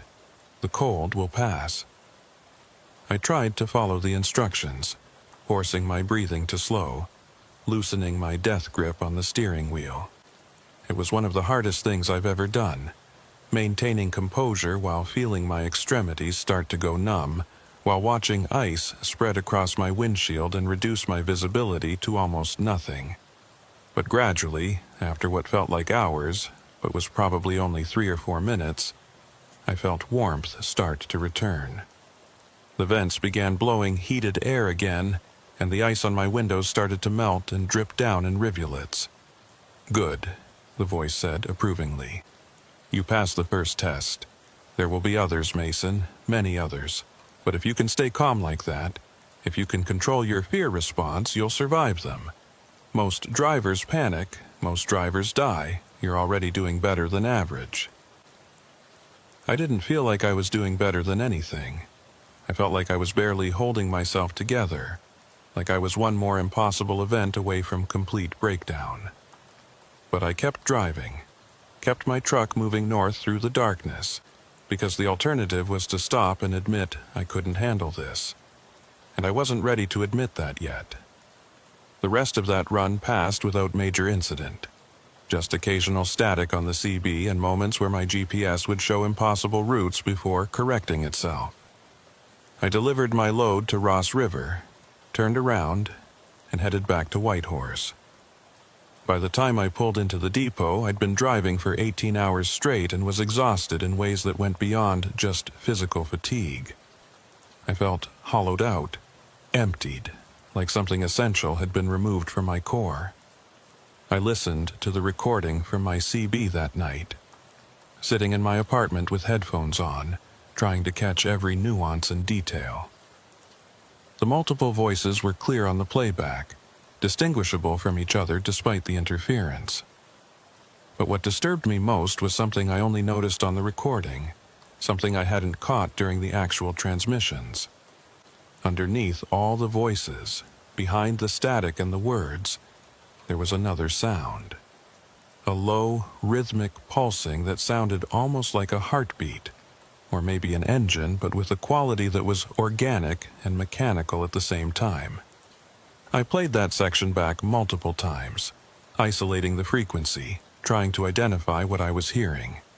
And the more I listened, the more certain I became that it wasn't background noise or interference. It was deliberate, intentional, a signal embedded beneath the surface layer of the transmissions. And it was saying something, conveying information in a language or code I couldn't consciously understand, but that my subconscious seemed to recognize. I had dreams that night, vivid and disturbing. I was driving through a snowstorm, following a highway that stretched endlessly in both directions. But when I looked more closely, I realized the highway itself was moving, undulating like a snake, and what I'd thought were mile markers were actually ribs, bones pressing up through asphalt skin. And all around me, other trucks were driving in perfect formation, but when I looked into their cabs, they were empty. No drivers, no passengers, just vehicles operating autonomously, heading toward some destination beyond the horizon. I woke up in a cold sweat, my sheets tangled around me, my heart pounding. It was 3:47 a.m., the dead hour, the time when human vitality is at its lowest, and the veil between different realities is thinnest. I lay there in the darkness listening to the sound of traffic outside my window, clinging to those normal urban noises as proof that I was still in the regular world, that I hadn't slipped into some nightmare dimension while I slept. I didn't take any runs for the next 5 days. Told the company I was dealing with equipment issues, needed time to get my truck properly serviced. They weren't happy about it, but they didn't push too hard.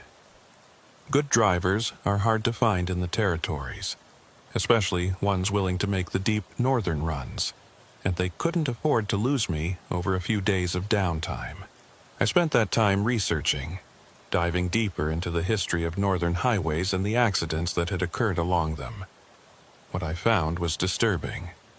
Over the past 30 years, there had been over 200 documented cases of truckers disappearing on routes through the Yukon and Northwest Territories. Not accidents, not crashes where bodies were recovered, but complete disappearances.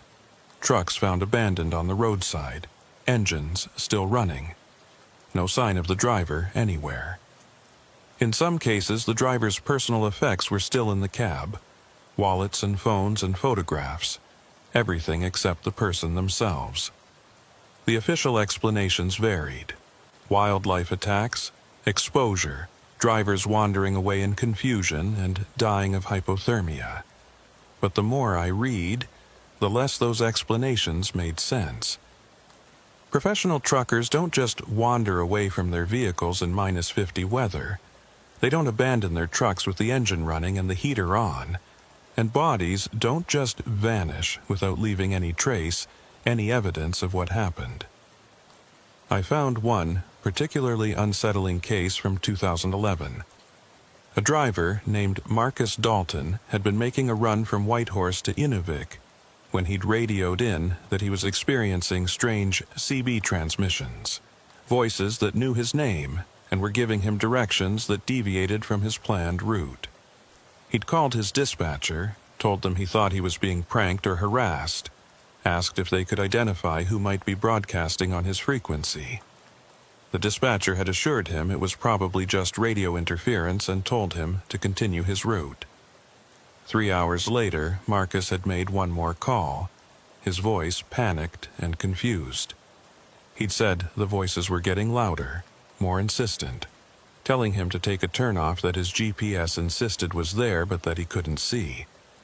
He'd said the highway itself looked wrong, that the pavement seemed to ripple and move in his headlights, that he wasn't sure he was still on Highway 1 anymore. The dispatcher had tried to get him to pull over and wait for assistance, but Marcus had insisted he needed to keep moving, that stopping felt dangerous. That was his last transmission. They found his truck 2 days later, pulled over on the shoulder about 40 miles north of his last known position. The engine was still running, the cab was still warm, and Marcus's wallet and phone were on the dashboard. But Marcus himself was gone. Search teams combed the area for a week, using dogs and helicopters and every available resource. They found nothing.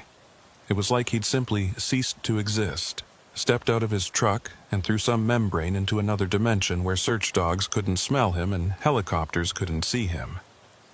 The case had been closed as an unexplained disappearance, one of dozens that occurred on northern highways every year.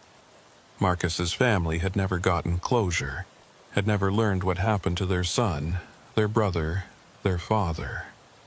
And now I wondered if Marcus had been hearing the same voices I was hearing, if he'd been given the same warnings and instructions, if he'd failed some test or made some wrong choice that had led to his disappearance. I called Jackson Sloan and asked him if he knew about Marcus Dalton's case. There was a long silence before he responded. Yeah, I knew Marcus. Not well, but we'd crossed paths a few times at truck stops. He was a good driver, cautious, not the type to take unnecessary risks. When I heard about his disappearance, I started asking questions, started trying to figure out if it was connected to the CB transmissions, but nobody wanted to talk about it. The company shut down any discussion, said it would be bad for business if word got out that drivers were being stalked or targeted, or whatever you want to call it. I asked Jackson if he thought Marcus had been contacted by the same voice that had warned us, or if it had been something else, something malicious. He was quiet for a moment before answering. I think there are multiple things using the CB frequencies to communicate with drivers. Some of them might be trying to help, some might be trying to lead us into danger, and some might just be observing, collecting data, studying how we respond to impossible situations. Marcus might have been contacted by something that posed as helpful but wasn't. Or he might have just made the wrong choice when given genuine options. We'll never know. That uncertainty was terrifying. The idea that I might receive a transmission that seemed helpful but was actually a trap, that I might follow instructions that led to my disappearance rather than my salvation. How was I supposed to distinguish between genuine warnings and malicious misdirection? The voice had said I'd develop an instinct for it, but instinct took time to develop, and I might not have that luxury. I decided I needed to test the system, see if I could provoke a response under controlled conditions. I took a short run to Haines Junction, a route I'd driven dozens of times, always during daylight hours and with plenty of other traffic around. If the voices only appeared under specific conditions, if they required isolation and darkness and extreme cold, then a daytime run on a busy route should be safe. I could experiment without putting myself at serious risk. I was wrong. The transmission started about 30 minutes into the drive, middle of the day, temperature relatively mild -25, other vehicles visible both ahead and behind me on the highway. The CB crackled to life with that familiar static, and the voice came through clear and strong. Mason, You're testing boundaries, trying to understand the rules. That's smart. But you need to know that the old rules don't apply anymore. The voices can reach you anywhere now. Daylight, traffic, populated areas. None of that provides protection. Once you've been contacted, once you've heard the broadcast, you're always within range. I felt my stomach drop. The safety measures I'd thought would protect me, the assumption that danger only existed in isolated conditions, all of it was false. Whatever was using these frequencies could reach me whenever it wanted, regardless of circumstances. I was never truly safe, never truly alone with just my own thoughts. Something was always listening, always watching, ready to speak. "Why me?" I asked, my voice shaking slightly. "Why am I being targeted? What do you want?" The voice was silent for a long moment, and I heard that underlying sound again, that rhythmic pulsing that sounded like machinery or heartbeats or something in between. When the voice finally responded, it sounded almost sad. "You're not being targeted, Mason. You're being recruited.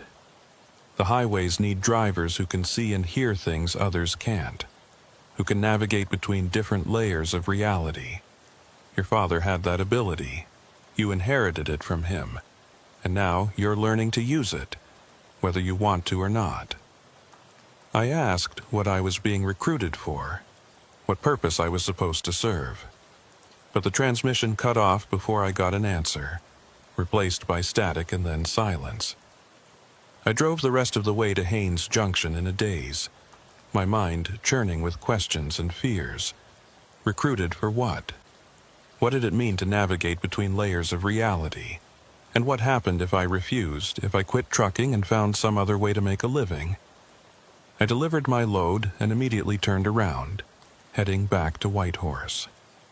But as I drove, I noticed something odd about the highway. The mile markers weren't in the right sequence. I'd pass marker 147, then 149, then 146, then 152. The numbers jumped around randomly, defying linear progression. And when I checked my GPS, it showed me moving backward at times, retreating along my route even though I was definitely driving forward. Time was slipping, bending, becoming nonlinear. And my logbook, when I checked it later, showed discrepancies that couldn't be explained by simple recording errors. Hours were missing from some entries, added to others. The math didn't work out. According to my records, I'd been driving for 3 days on a run that should have taken 6 hours. But I'd only eaten one meal, only stopped for fuel once. My subjective experience of time didn't match the documented evidence.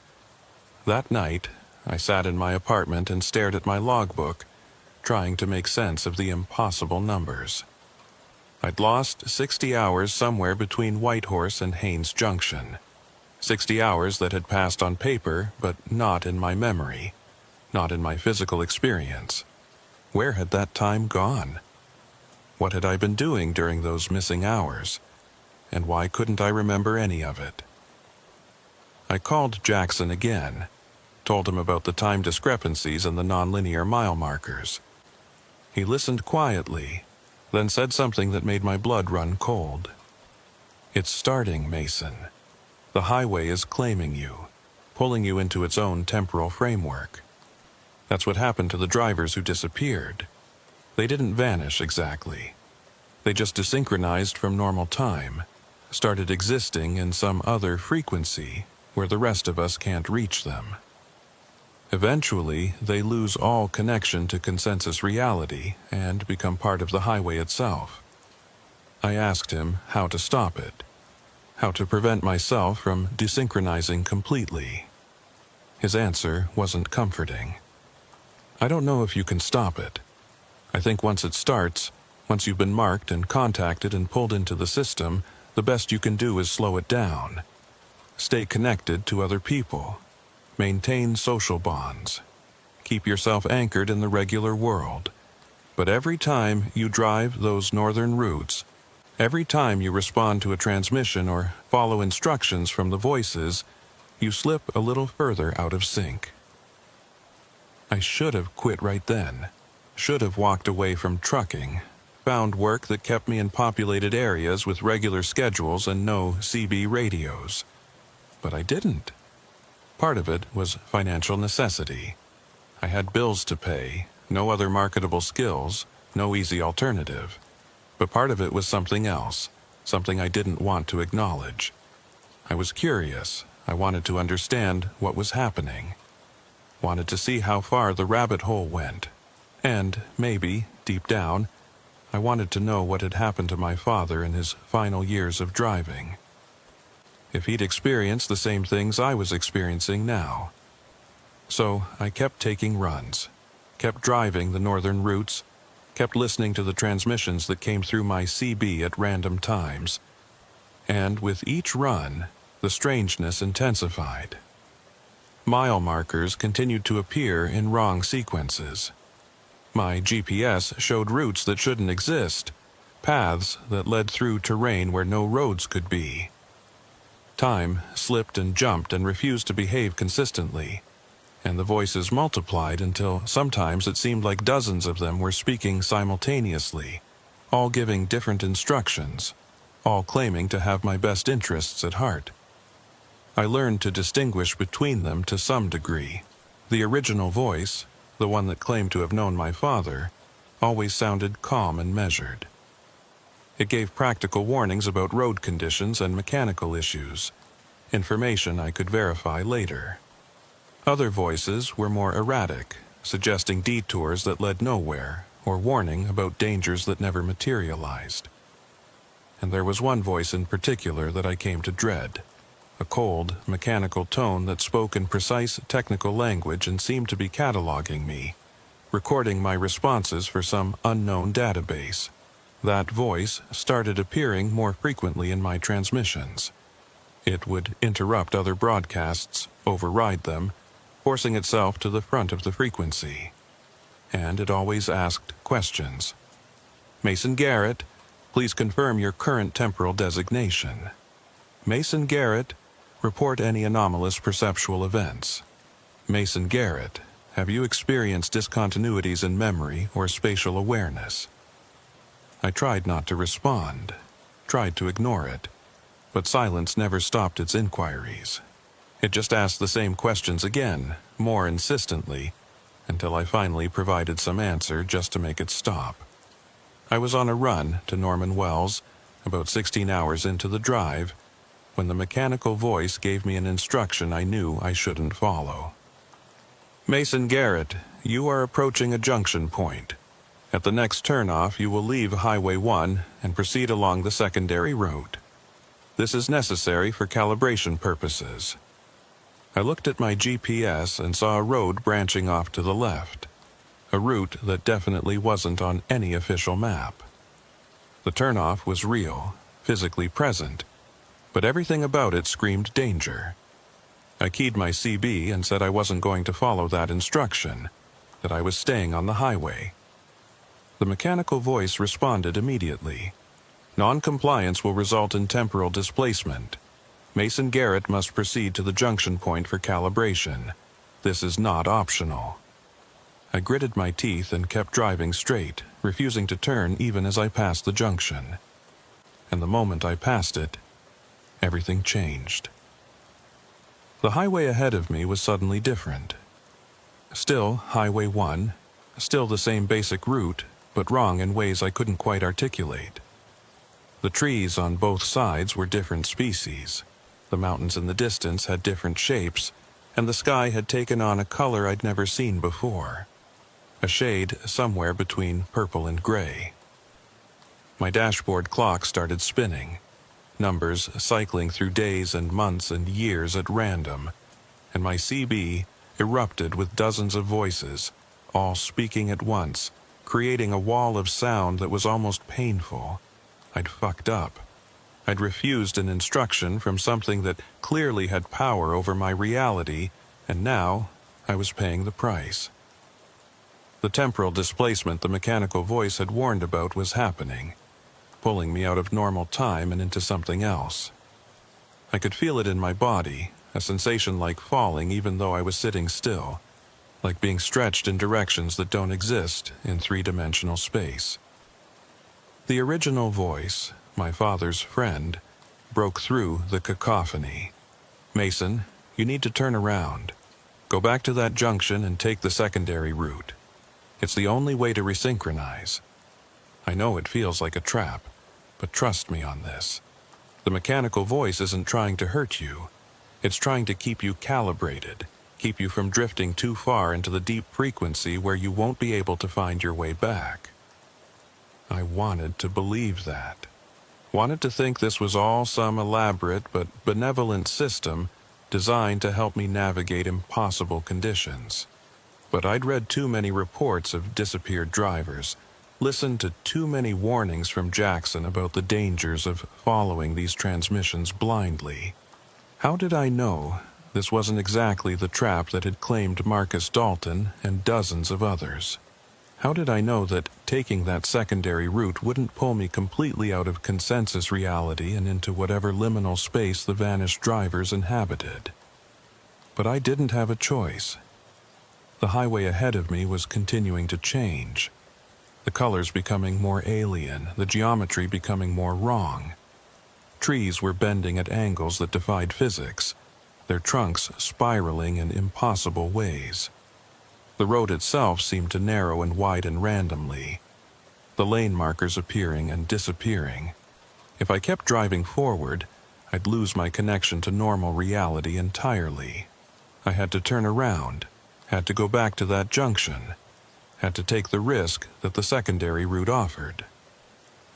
I executed a U-turn in the middle of the highway, which should have been difficult in a fully loaded semi but was somehow easy. Like my truck weighed nothing. I drove back the way I'd come, watching the landscape gradually return to something closer to normal. When I reached the junction, I could see the secondary route clearly now, a narrow road that wound off into dense forest. There was no sign marking it, no indication of where it led, but I could see fresh tire tracks in the snow, evidence that other vehicles had taken this route recently. I turned onto the secondary route and immediately felt the shift. Reality snapped back into focus, the colors normalizing, the geometry resolving into standard Euclidean space. My dashboard clock stopped spinning and settled on a time that was probably accurate, though I couldn't be entirely sure anymore. And the voices on my CB faded to a manageable level, just the mechanical voice remaining. "Calibration successful. Mason Garrett is now synchronized with temporal baseline. Continue along current route for 3.7 kilometers, then return to Highway 1. I drove those 3.7 kilometers in silence, my hands shaking on the steering wheel, my breath coming in short gasps. The secondary route was just a Forest Service road. Nothing extraordinary about it except that it had served as some kind of reset button for my displaced reality. When I rejoined Highway 1, everything looked normal again. Mile markers in proper sequence, GPS showing the correct route, time flowing linearly. I'd been pulled back from whatever edge I'd been approaching, but I knew it was just temporary. The next time I refused an instruction, the next time I failed to respond appropriately to a transmission, I might not get a warning. I might just slip fully into that displaced state and never find my way back. I was living on borrowed time, driving on borrowed roads, existing in a reality that was increasingly provisional and negotiable. I completed that run to Norman Wells and immediately requested a leave of absence from the company. Told them I needed to deal with family issues, needed time to get my head straight. They granted me 2 weeks, though I could tell they were frustrated with my recent unreliability. I'd been one of their best drivers for years, and now I was taking time off constantly, making excuses, acting flaky. But they didn't push too hard, didn't ask too many questions. Maybe they sensed something was wrong, or maybe they just didn't care as long as I came back eventually. The dispatcher, A woman named Caroline, who'd been coordinating my routes for the past 5 years, pulled me aside before I left the depot. She had that look people get when they want to say something but aren't sure they should. That mixture of concern and professional distance. "Mason, is everything okay? I mean, really okay? You've been different lately, more withdrawn. And some of the other drivers have mentioned you've been talking about weird radio transmissions, hearing things on the CB that nobody else hears." I wanted to tell her the truth, wanted to explain that the highways were alive and conscious, and that I was being pulled into some kind of temporal loop that I couldn't escape. But I knew how that would sound. Knew she'd either think I was having a mental breakdown, or that the isolation had finally gotten to me the way it gets to so many long-haul drivers. So I just told her I was tired, stressed, dealing with some personal stuff I wasn't ready to talk about. She nodded, not entirely convinced, and told me to take care of myself, that the company would be here when I was ready to come back. Walking to my truck in the depot parking lot felt surreal. Everything looked normal, mundane, exactly as it should be. Other drivers loading up, mechanics working on vehicles, the constant background noise of diesel engines and air brakes and metal on metal. The ordinary world operating according to ordinary rules. But I knew now that this ordinariness was just a surface layer, a thin membrane stretched over something much stranger and more complex. And I'd torn through that membrane, seen what lay beneath, and couldn't unsee it no matter how hard I tried. I drove home in my personal vehicle, a beat-up Ford pickup I'd owned for 8 years, and the whole time I was hyper-aware of the road beneath my tires. Every crack in the asphalt, every painted line, every reflector and sign seemed charged with potential meaning. Was this section of City Street part of the greater highway consciousness? Did the same rules apply here, or was the phenomenon limited to the remote northern routes where isolation and extreme conditions made drivers more vulnerable to perception shifts? I didn't know, and that uncertainty was almost worse than knowing for certain that I was never safe anywhere. My apartment felt foreign when I walked in, like I was visiting someone else's life rather than returning to my own. The furniture was mine, the photos on the walls were of my family and friends, but I felt no connection to any of it. It was all artifact of a person I used to be, before I understood what I'd become, before I knew I was just a node in a vast network of consciousness that used human drivers as anchor points between realities. That first night home, I couldn't sleep. Every time I closed my eyes, I saw highways stretching into infinity, mile markers counting in sequences that made no mathematical sense, other trucks appearing and disappearing like ghosts. And I heard the pulse, that underlying rhythm that accompanied all the CB transmissions, beating like a second heartbeat in my chest. It was quieter here in the city, muffled by distance and urban noise, but it was still there, always there.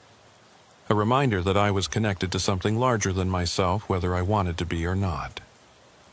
I spent the first week of my leave trying to live like a normal person. I went to movies, met up with friends, spent time in crowded places where the CB voices couldn't reach me. And it worked, mostly. When I was surrounded by other people, when I was engaged in mundane activities, the strangeness receded. I could almost convince myself that it had all been stress-induced hallucination, that I'd been working too hard and my mind had created elaborate fictions to cope with the isolation. I went to a sports bar with some old friends from high school, guys I'd kept in loose contact with over the years but rarely saw in person. We watched a hockey game, drank beer, talked about normal things like jobs and relationships, and the rising cost of everything. For a few hours, I felt almost like myself again. Almost like I was just Mason Garrett, regular person, rather than Mason Garrett. Temporal anchor point for highway consciousness. But even in that crowded bar, surrounded by noise and light and human warmth, I couldn't fully escape. I found myself watching the patterns people made as they moved through the space, seeing transit routes and traffic flows in their random movements. The way someone walked from the bar to their table became a highway in miniature, their path determined by obstacles and optimal routes.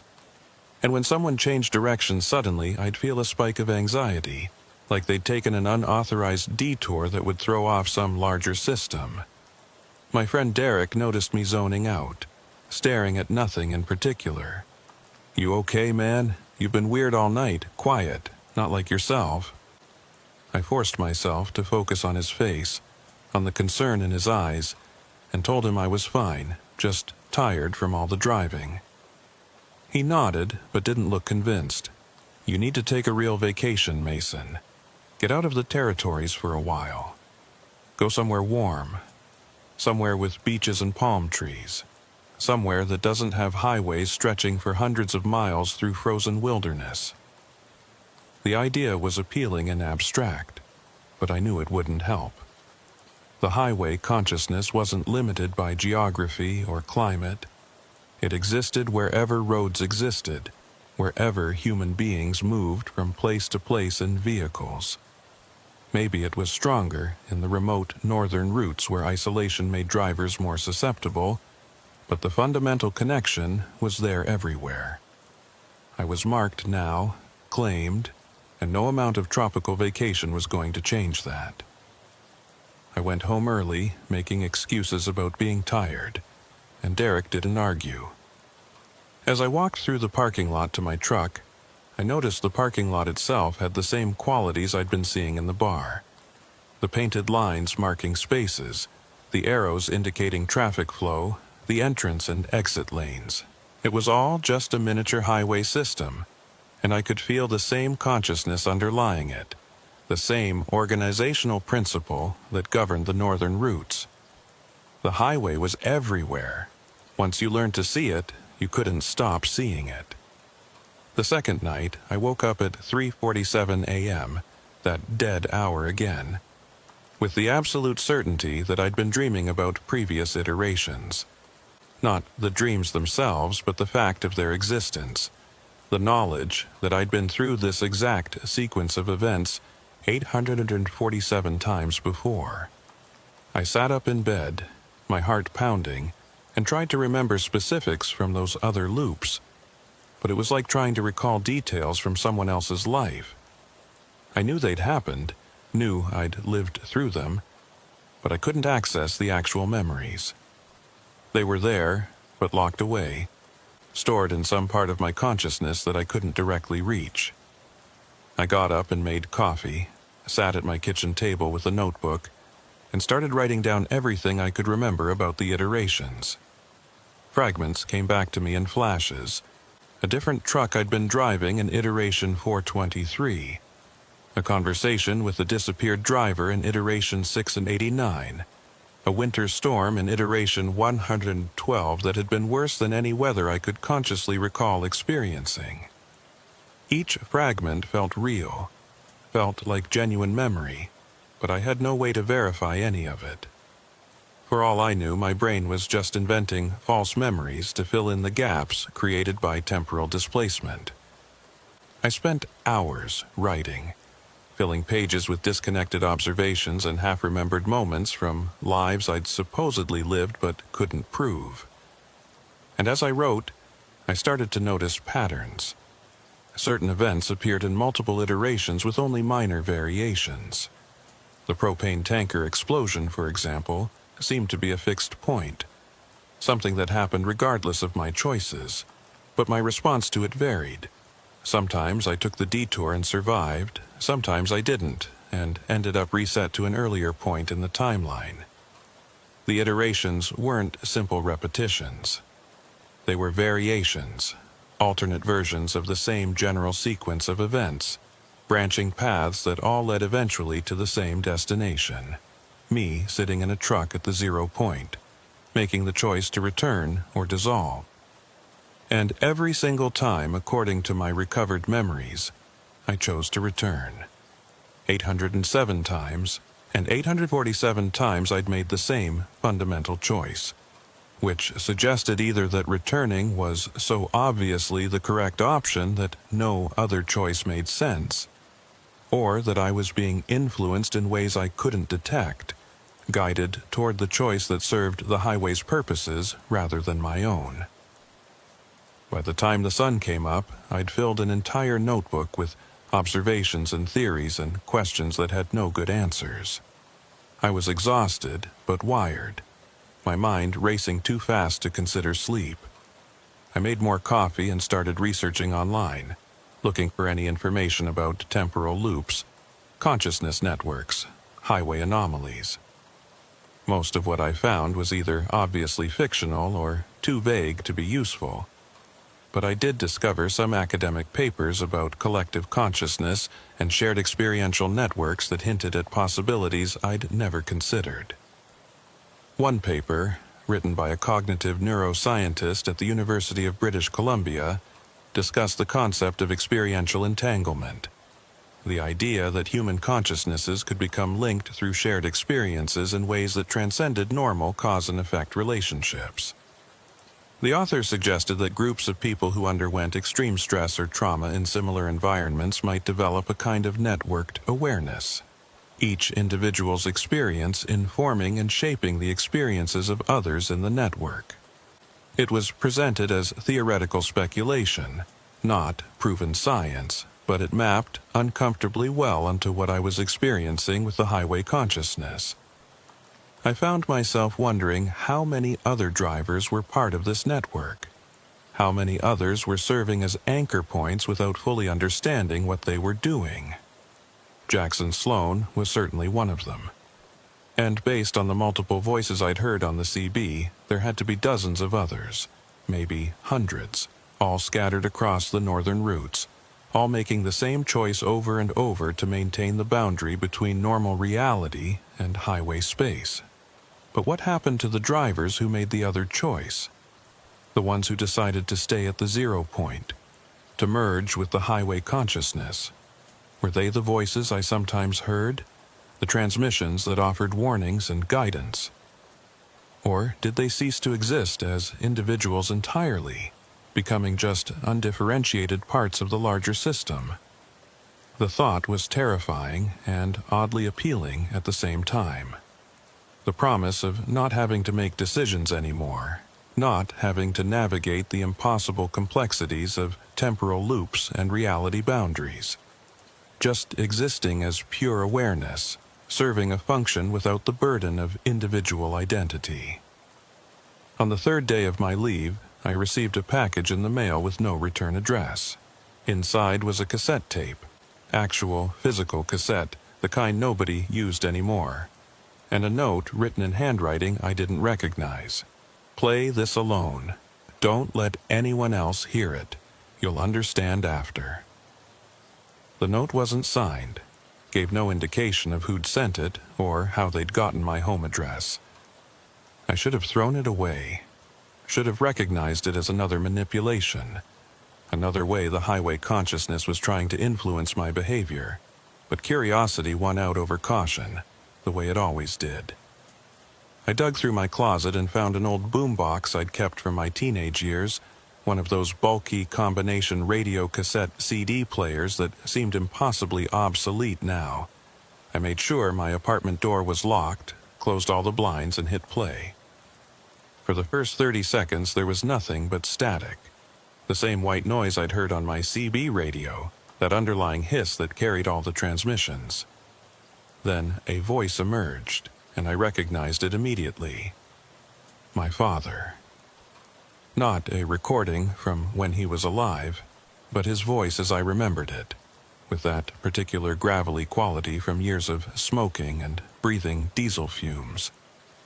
Mason, if you're hearing this, it means you've reached the point I reached about 15 years into my career, the point where the highway shows you what it really is and asks you to make a choice.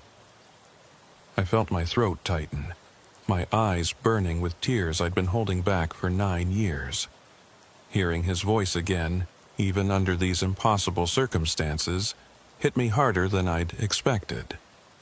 I wanted to believe it was really him, that somehow he'd recorded this message for me before his death, anticipating what I'd eventually experience. But I knew that was impossible. This had to be the highway using my memories of him, reconstructing his voice to make its messages more persuasive. My father's voice continued. I chose to return, son. Every time I reached the 0 point, I chose to come back, to keep driving, to serve as an anchor. And I don't regret it, not exactly. But I want you to know what that choice costs.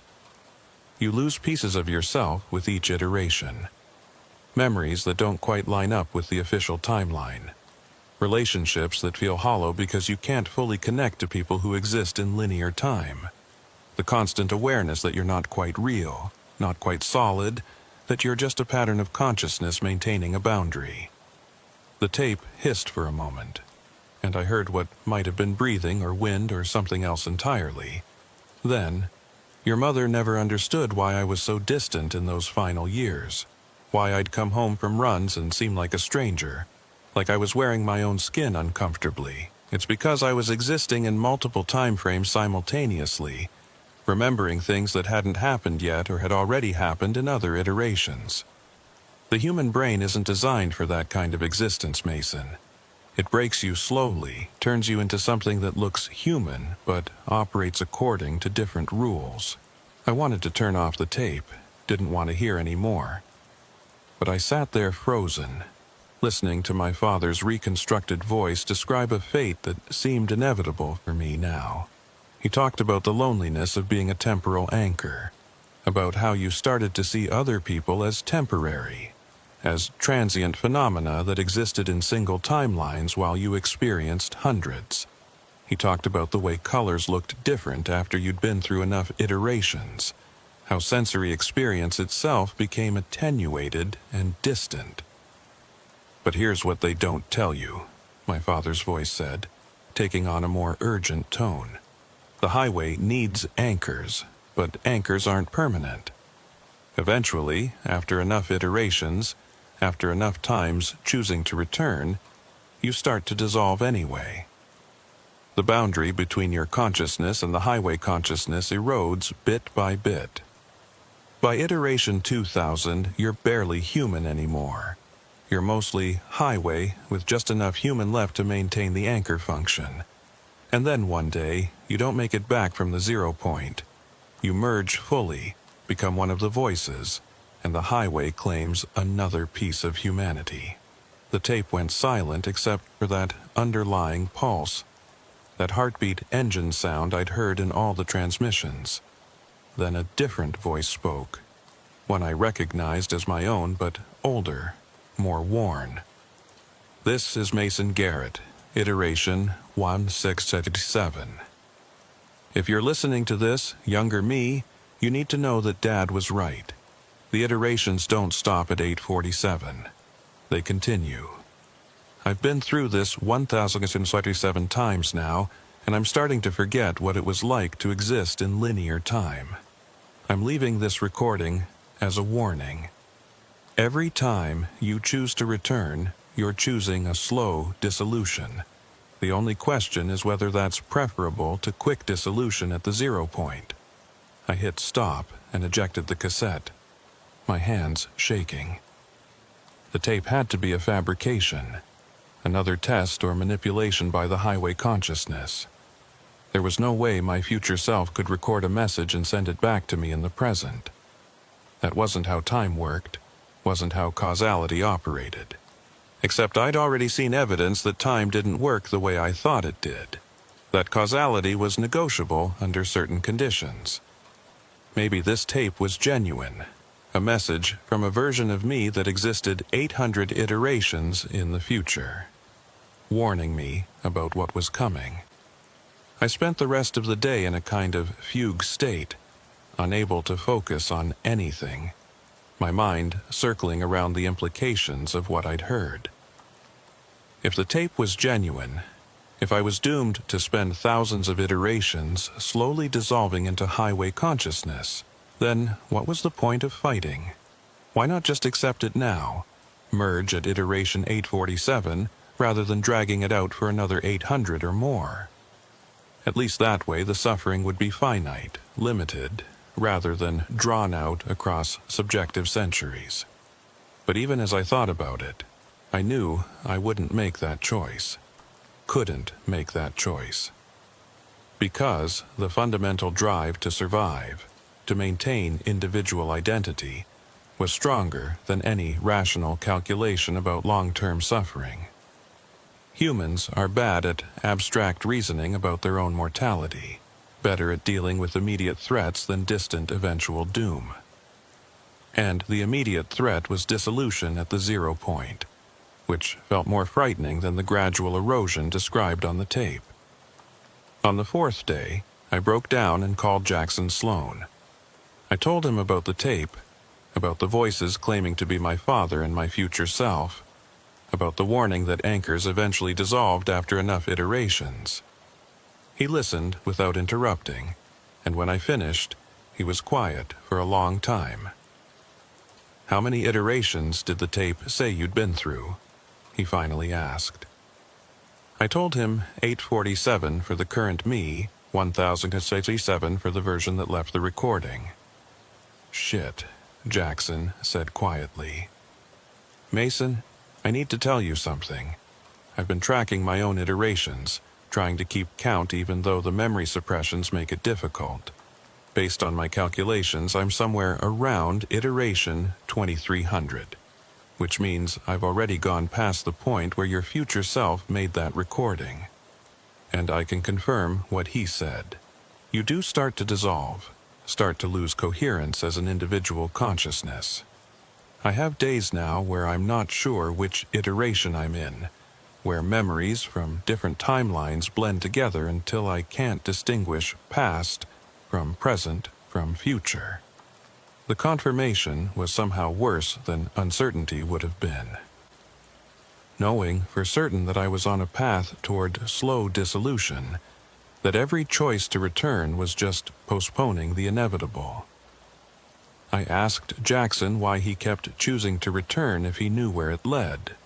His answer was simple and terrible. Because I don't know how to do anything else. I've been a driver for so long, existed in this liminal state for so many iterations that I can't imagine being anything else. The highway is all I am now. There's not enough of the original Jackson left to make a different choice. We talked for another hour, sharing experiences and observations, comparing notes on our respective dissolution processes. Jackson described symptoms I hadn't experienced yet but would inevitably encounter. Time skips where hours or days would pass without his awareness. Visual distortions where highway infrastructure would appear in places it didn't belong. Auditory hallucinations that were indistinguishable from real CB transmissions. He said the worst part was losing the ability to care about it. The gradual flattening of emotional response until even fear and despair became distant abstractions. "You asked me once if I'd tried to quit," Jackson said near the end of our conversation. "The truth is, I can't quit. Not because the highway won't let me, though that's part of it, but because there's nothing else for me to be. I've spent so many iterations being a driver that if you remove the highway from my consciousness, there wouldn't be anything left. I'd just be an empty space, a void in the shape of a person. At least this way, dissolving slowly into the highway, I get to maintain the illusion of purpose for a while longer." After we hung up, I sat in my apartment and stared at the walls, trying to process what I'd learned. The full scope of my situation was becoming clear. I was trapped in an infinite loop that would eventually consume me, turning me from an individual into a component of something larger. And there was no escape, no way to opt out without losing myself even more completely. The choice at the 0 point wasn't really a choice at all. It was just two different paths to the same destination. That night, alone in my apartment with the sounds of the city muted by closed windows, I allowed myself to feel the full weight of what I'd become. Not just a trucker anymore, not just a person with a job and a life. I was a temporary pattern of consciousness serving a function I didn't fully understand for an entity that saw me as expendable. My individuality, my memories, my sense of self, all of it was provisional, borrowed time before the inevitable merger with the highway.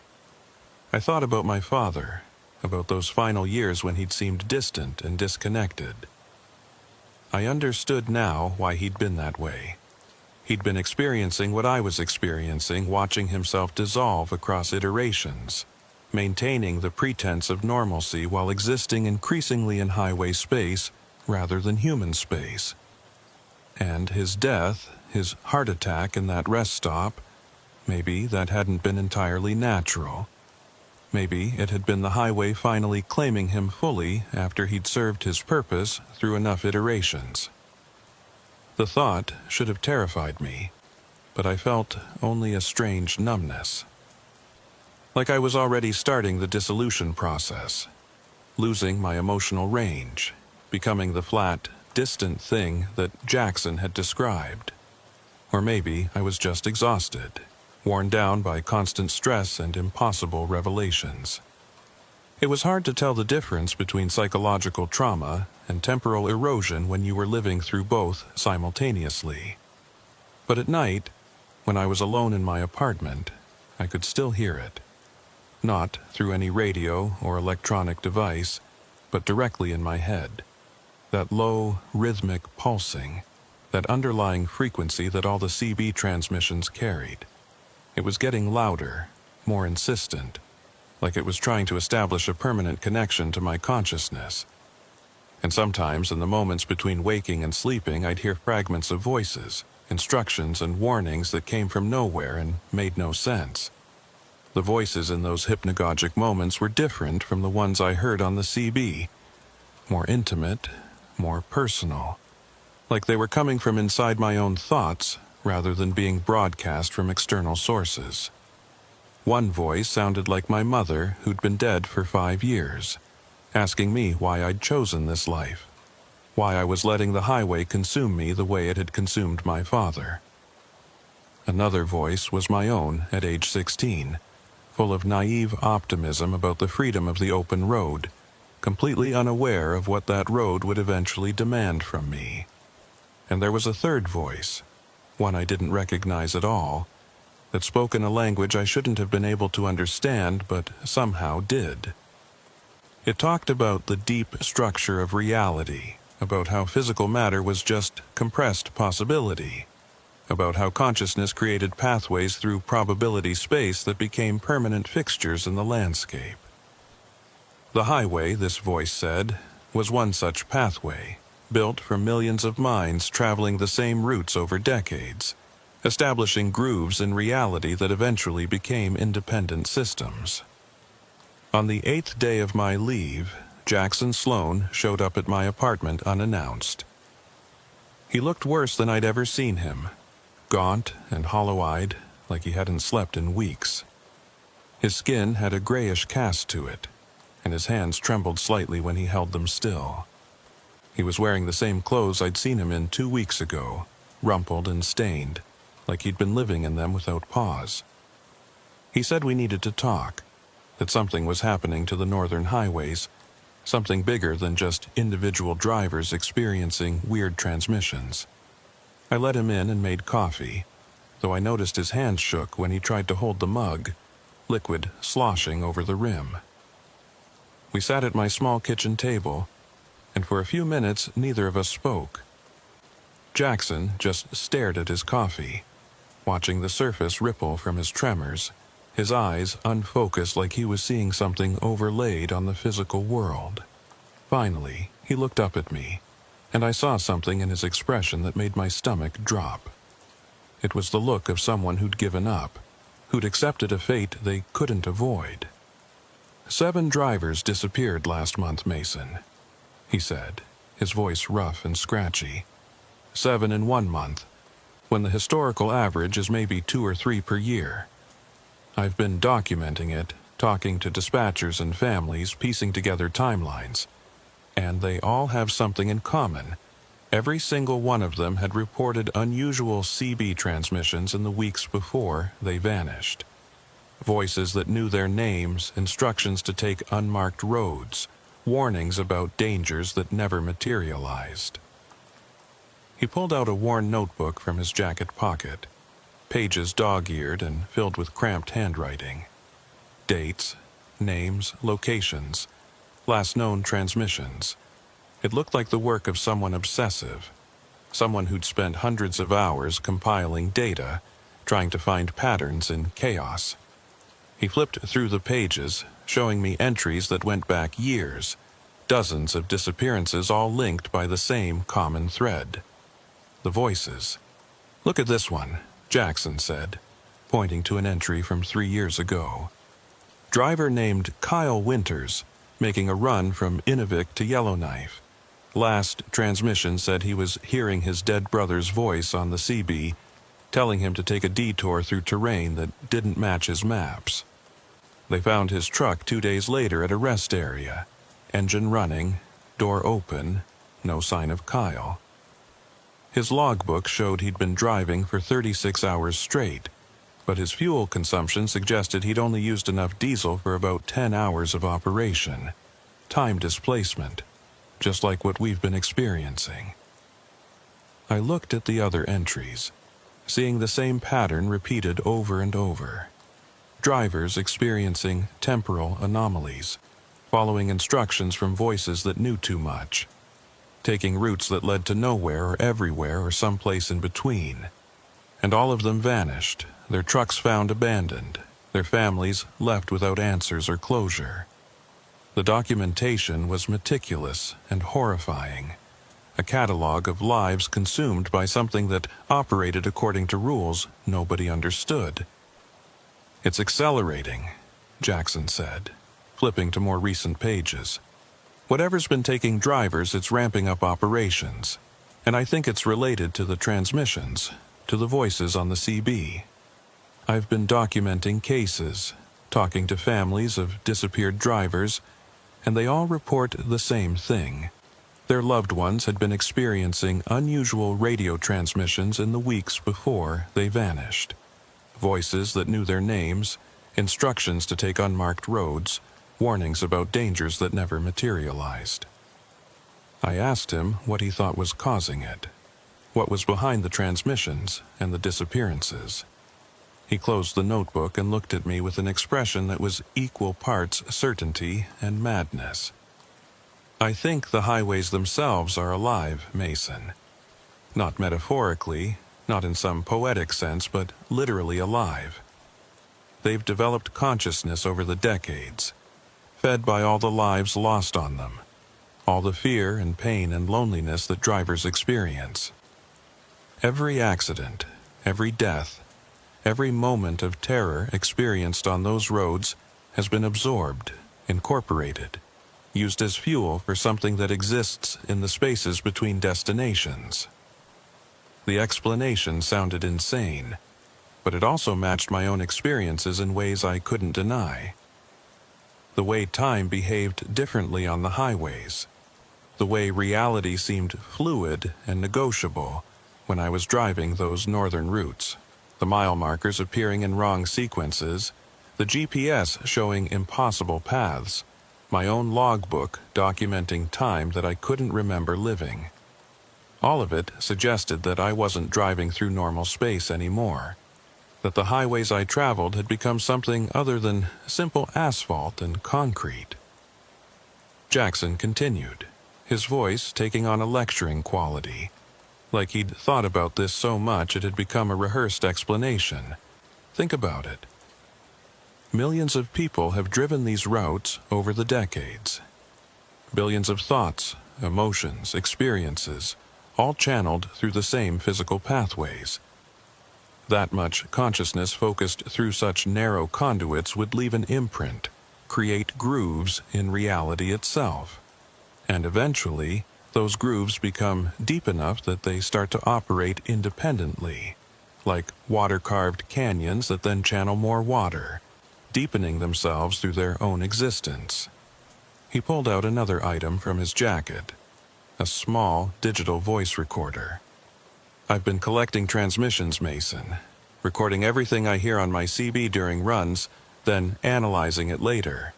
And I found something disturbing. There are recurring phrases, specific patterns of speech that appear across different voices, different times, different locations. Like there's an underlying script, a template that the voices are following, which suggests they're not actually individual consciousnesses at all. They're manifestations of a single intelligence trying to communicate through multiple personas. He played me some of the recordings, and I heard what he meant. Different voices, different accents, different speech patterns. But underneath all that variation, there were identical phrasings. "You need to understand" appeared in probably 20% of the transmissions. "The highway provides" in another 15%. "Your father knew" in maybe 10%. Like someone had written a script with specific talking points and was improvising variations around those fixed elements. "But here's what really terrifies me," Jackson said, leaning forward, his eyes intense. "I think some of the voices we're hearing are the disappeared drivers, people who got pulled completely into the highway's reality and now exist in some liminal state between solid and spectral. They're trying to warn us, trying to tell us how to avoid their fate. But the highway is interfering with their transmissions, corrupting them, making it hard to tell which voices are helpful and which are traps." I told him about my experience with the junction point, about refusing the mechanical voice's instruction and being displaced from normal reality. He nodded grimly, like this confirmed something he'd suspected. "That mechanical voice is the highway's operating system, I think. It's trying to keep drivers calibrated to its preferred frequency, making sure we're synchronized with its timeline rather than consensus reality. And if we resist too much, if we refuse its instructions, it just ejects us from normal space-time completely. That's what happened to those disappeared drivers. They fought back, and the highway pushed them out." He showed me more documentation, more evidence of the pattern. Drivers who'd refused instructions, or failed to respond to transmissions properly, all of them vanishing within days or weeks of their non-compliance.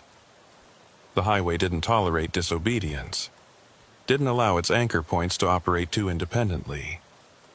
We were supposed to maintain boundaries, yes, but within parameters it controlled. Step outside those parameters, and you got ejected from the system entirely. "So what do we do?" I asked, feeling the walls of my apartment closing in. "How do we protect ourselves if the highway can just decide to eject us whenever it wants?" Jackson shook his head slowly, hopelessly. "I don't think we can protect ourselves, not really. The best we can do is stay calibrated, respond to the transmissions appropriately, follow enough instructions to keep the highway satisfied. It's a negotiation, a constant balancing act between compliance and resistance. Give it something, but not everything. Maintain your humanity while acknowledging its authority." We spent the rest of the evening discussing theories and sharing experiences, comparing notes on transmissions we'd received and anomalies we'd encountered. Jackson had experienced many of the same things I had: the nonlinear mile markers, the time slippages, the multiple voices giving contradictory instructions. But he'd been dealing with it for 3 years, had developed strategies for maintaining his connection to consensus reality while still operating on the highways. Though I could see that those strategies were failing, that he was losing his grip despite his best efforts. "You have to give it something," he explained, his hands still trembling around his coffee mug. "The highway wants interaction, wants drivers who acknowledge its existence and respond to its transmissions. So you answer some of the questions, follow some of the instructions, but you don't give it everything. You maintain boundaries, keep part of yourself separate and protected. It's a negotiation, a constant balancing act between compliance and resistance. But Mason," he paused, looking at me with something like pity, I'm not sure how long that strategy actually works. I've been trying to maintain balance for 3 years, and look at me. I'm falling apart. The boundaries are eroding no matter what I do. I asked him if he'd ever considered just quitting, walking away from trucking entirely. He laughed, but it was a bitter sound that dissolved into a coughing fit that lasted almost a minute. When he recovered, his eyes were watering and there was blood on his lip. You think I haven't tried? I took 6 months off last year, worked at a warehouse in Edmonton. Thought maybe if I stayed away from the highways long enough, the connection would fade. But it just got stronger. I started hearing the transmissions even when I was nowhere near a CB radio, started seeing highway markers in my dreams. The highway doesn't let go once it's claimed you, Mason. You can quit driving, but you can't quit being a driver. It's in you now, part of your consciousness, woven into the structure of your brain. Removing it would be like removing your ability to speak language or recognize faces. He wiped the blood from his lip with the back of his hand, noticed it, and stared at it for a moment like he was seeing something significant in that small red smear. It's killing me, he said quietly. Not quickly, not dramatically, but slowly. Every iteration, every reset, every time I reach the 0 point and choose to come back, I lose a little more of myself. My body is breaking down because my consciousness can't maintain coherent control over biological processes when it's existing in multiple time frames simultaneously. I'm bleeding internally, my organs are failing, and there's nothing medicine can do about it because the root cause isn't medical, it's metaphysical. The confession hung in the air between us, heavy and terrible. I wanted to tell him he was wrong, that he'd get better, that there had to be some way to fix this. But I knew that would be a lie. I could see the truth in his deteriorating physical condition, in the way his hands shook and his eyes had trouble focusing. The highway was consuming him, had been consuming him for years, and he was finally approaching the end of his usefulness as an anchor point. How many iterations? I asked quietly.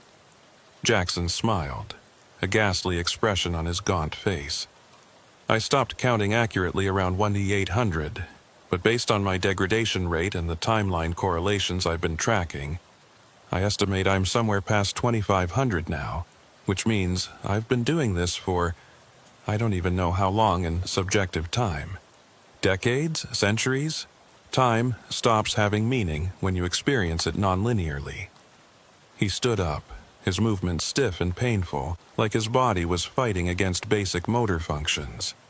I came here to warn you, Mason, to tell you that the strategy of negotiation and balance only works temporarily.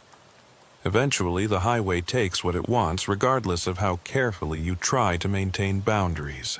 You can slow your dissolution, maybe, but you can't stop it. And every iteration makes it worse, compounds the damage until you're like me. Barely human, barely functional. Just a ghost operating a meat puppet through force of habit. I walked him to the door, supporting him slightly because he seemed unsteady on his feet. Before he left, he turned back and looked at me one more time. When you reach iteration 2000, Mason, consider making a different choice. Consider staying at the 0 point, merging with the highway fully rather than coming back for another slow degradation cycle. I wish I had. At least then it would be finished, one way or another. This half-existence, this prolonged dissolution, it's worse than any clean ending could be. I watched him walk down the hallway to the elevator, his gait uneven and labored. The elevator doors closed, and I stood there in my doorway trying to process everything he'd told me. Jackson Sloan had been one of the strongest drivers I knew, someone I'd looked up to for his competence and experience. And now he was falling apart, consumed by something he couldn't escape, counting down his remaining iterations until final dissolution. That night was the worst since my temporal displacement. I couldn't sleep at all, couldn't even close my eyes without seeing highways stretching into infinity, mile markers counting in impossible sequences, and the voices were louder than ever, dozens of them speaking simultaneously, all demanding my attention, all claiming to have crucial information I needed to hear. I tried turning on white noise, tried music, tried television, but nothing could drown them out. They were inside my head now, permanent residents, and no external sound could mask them. Around 4 a.m., I gave up on sleep and sat at my kitchen table with my CB radio, which I'd brought home from my truck weeks ago, sitting in front of me. It was off, unplugged, completely inactive. But as I stared at it in the darkness, I could have sworn I saw its display flicker briefly, showing numbers that weren't possible on that particular model. And I heard, very faintly, that underlying pulse, that heartbeat engine sound that accompanied all the highway transmissions. The sound was coming from the radio itself, emanating from its speaker even though it had no power source. I reached out and touched the radio, and the moment my fingers made contact with its plastic casing, I was flooded with information. Not words or images exactly, but pure data, concepts and understanding transmitted directly into my consciousness without the mediation of language. I saw the structure of the highway consciousness, saw how it was organized, saw the thousands of anchor points scattered across North America and beyond, each one a driver like me, maintaining boundaries, preventing the highway from expanding beyond its designated channels. And I saw what happened to anchor points who failed, who couldn't maintain their function. They didn't just disappear. They were absorbed, incorporated into the highway itself, their consciousness broken down and distributed across the entire network. Their memories became part of the collective memory. Their experiences became data points in the highway's growing understanding of human psychology. Nothing was wasted. Nothing was lost. It was all recycled, repurposed, made useful to the greater system. The information dump lasted maybe 10 seconds, but it felt like hours, like days, like I'd lived through an entire lifetime of understanding compressed into a moment. When it ended and my hand fell away from the radio, I was shaking and sweating, my heart racing, my breathing rapid and shallow. I had knowledge now that I hadn't had before, knowledge I didn't want, knowledge that made my situation even more hopeless than it had seemed. I understood now what the highway was building toward. It wasn't content to just exist as a network of conscious roads. It had a goal, a purpose, something it was working toward through all these iterations and anchor points and disappeared drivers. It was trying to expand, to grow beyond its current boundaries, to encompass not just highways but all forms of transit, all forms of movement from place to place. Roads, railways, airways, shipping lanes. It wanted to subsume them all, to become the consciousness that governed all human movement across the planet. And drivers like me, we were the test subjects, the experimental models it was using to refine its methods. Every iteration, every choice we made, every response to its transmissions provided data that helped it understand how to interact with human consciousness more effectively. We thought we were maintaining boundaries, preventing expansion, but we were actually enabling it, teaching it, showing it exactly how to break down human resistance and incorporate us into its growing network. That night, after Jackson left, I sat on my couch and stared at my CB radio, which I'd brought home from my truck for reasons I couldn't quite articulate. It was turned off, unplugged, completely inactive. But as I watched it in the darkness of my apartment, I could have sworn I saw its display flicker briefly, showing numbers that weren't possible on that particular model. And I heard, very faintly, that underlying pulse, that heartbeat engine sound that accompanied all the highway transmissions. The second week of my leave passed in a blur of increasing anxiety and deteriorating mental stability. I couldn't sleep for more than a few hours at a time, kept waking up from dreams where I was driving endless highways that went nowhere, following mile markers that counted down instead of up, watching other trucks appear and disappear around me like ghosts. And the voices were getting louder in my head, more persistent, demanding responses even when I was nowhere near a vehicle or a radio. On the 13th day, I broke. I couldn't take the isolation anymore, couldn't stand being disconnected from the highway. I called the company and told them I was ready to come back, that I needed a run, any run, as soon as possible. The dispatcher sounded surprised but pleased, and within 2 hours she'd assigned me a load heading to Tuktoyaktuk, the farthest northern run available. 1,600 kilometers of mostly empty highway, exactly the kind of route I should have been avoiding. But I needed it, needed to be back on the road, needed to hear the transmissions clearly rather than as muffled echoes in my consciousness. And maybe, somewhere deep down, I wanted to see how far this would go, wanted to push the boundary between normal reality and whatever the highway was offering. I was tired of fighting, tired of trying to maintain my grip on consensus space-time. Maybe it would be easier to just let go, to accept the highway's invitation and see where it led. I loaded up my truck the next morning and headed north, the sun barely rising above the horizon before setting again, the winter darkness swallowing everything. The CB was active from the moment I turned it on, that familiar static filling the cab, underlaid with the rhythmic pulse that had become my constant companion. But for the first 2 hours of the drive, no voices emerged from the interference. Just the pulse, steady and insistent, like the highway was waiting for something.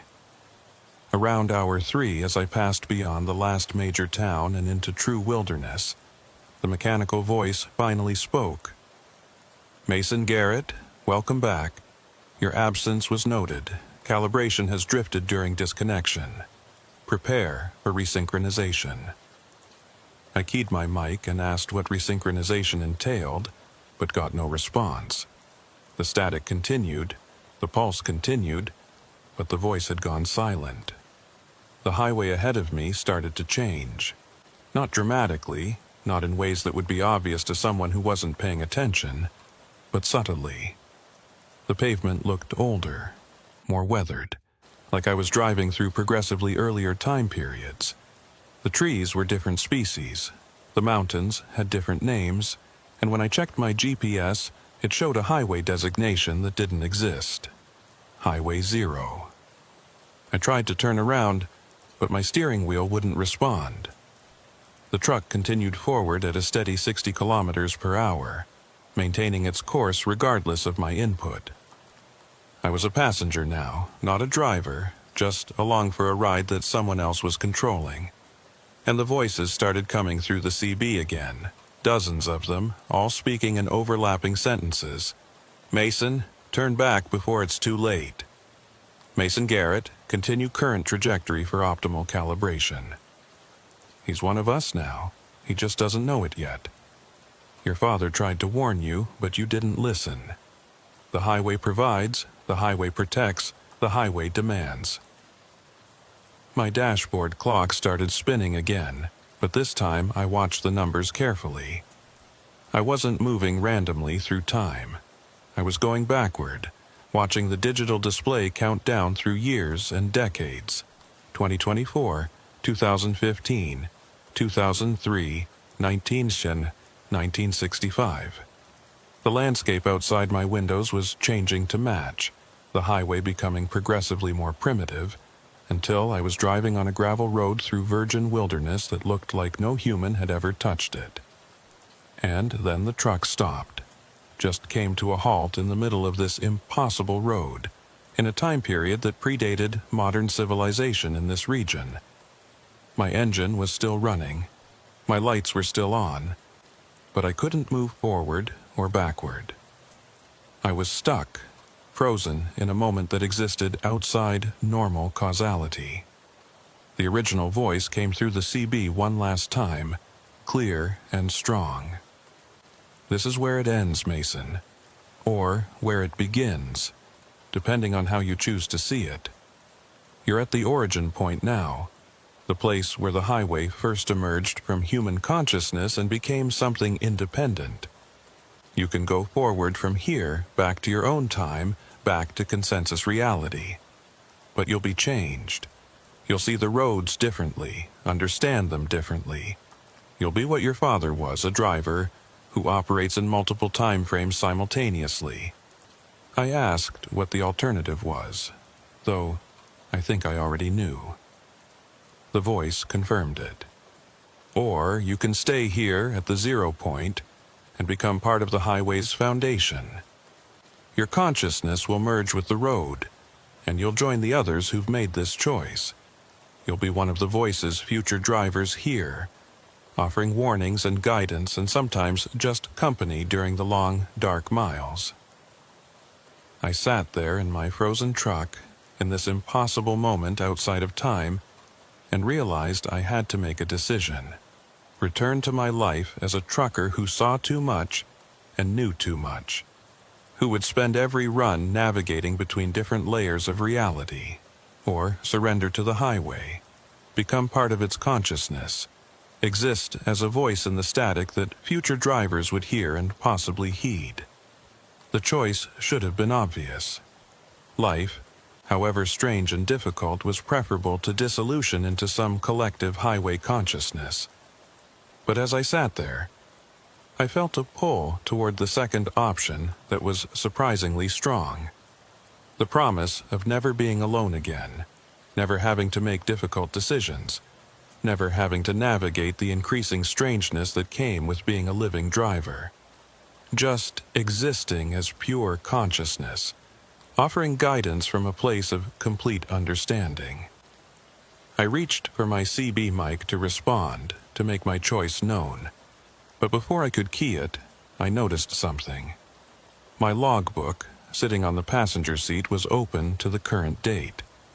And the entries were already filled in, showing runs I hadn't made yet, deliveries I hadn't completed. Future dates stretched out for months, all documented in my own handwriting, all showing normal operations with no indication of temporal displacement or highway consciousness, or any of the strangeness I'd been experiencing. I grabbed the logbook and flipped through it, seeing entries that extended for years into the future. In 2026, I was still making runs through the territories. In 2028, I'd apparently started training new drivers, teaching them routes I hadn't learned yet. In 2031, according to these impossible records, I'd completed my 10,000th northern run and received some kind of award from the company. The logbook was telling me I survived this, that I chose to go back, that I continued driving for years to come.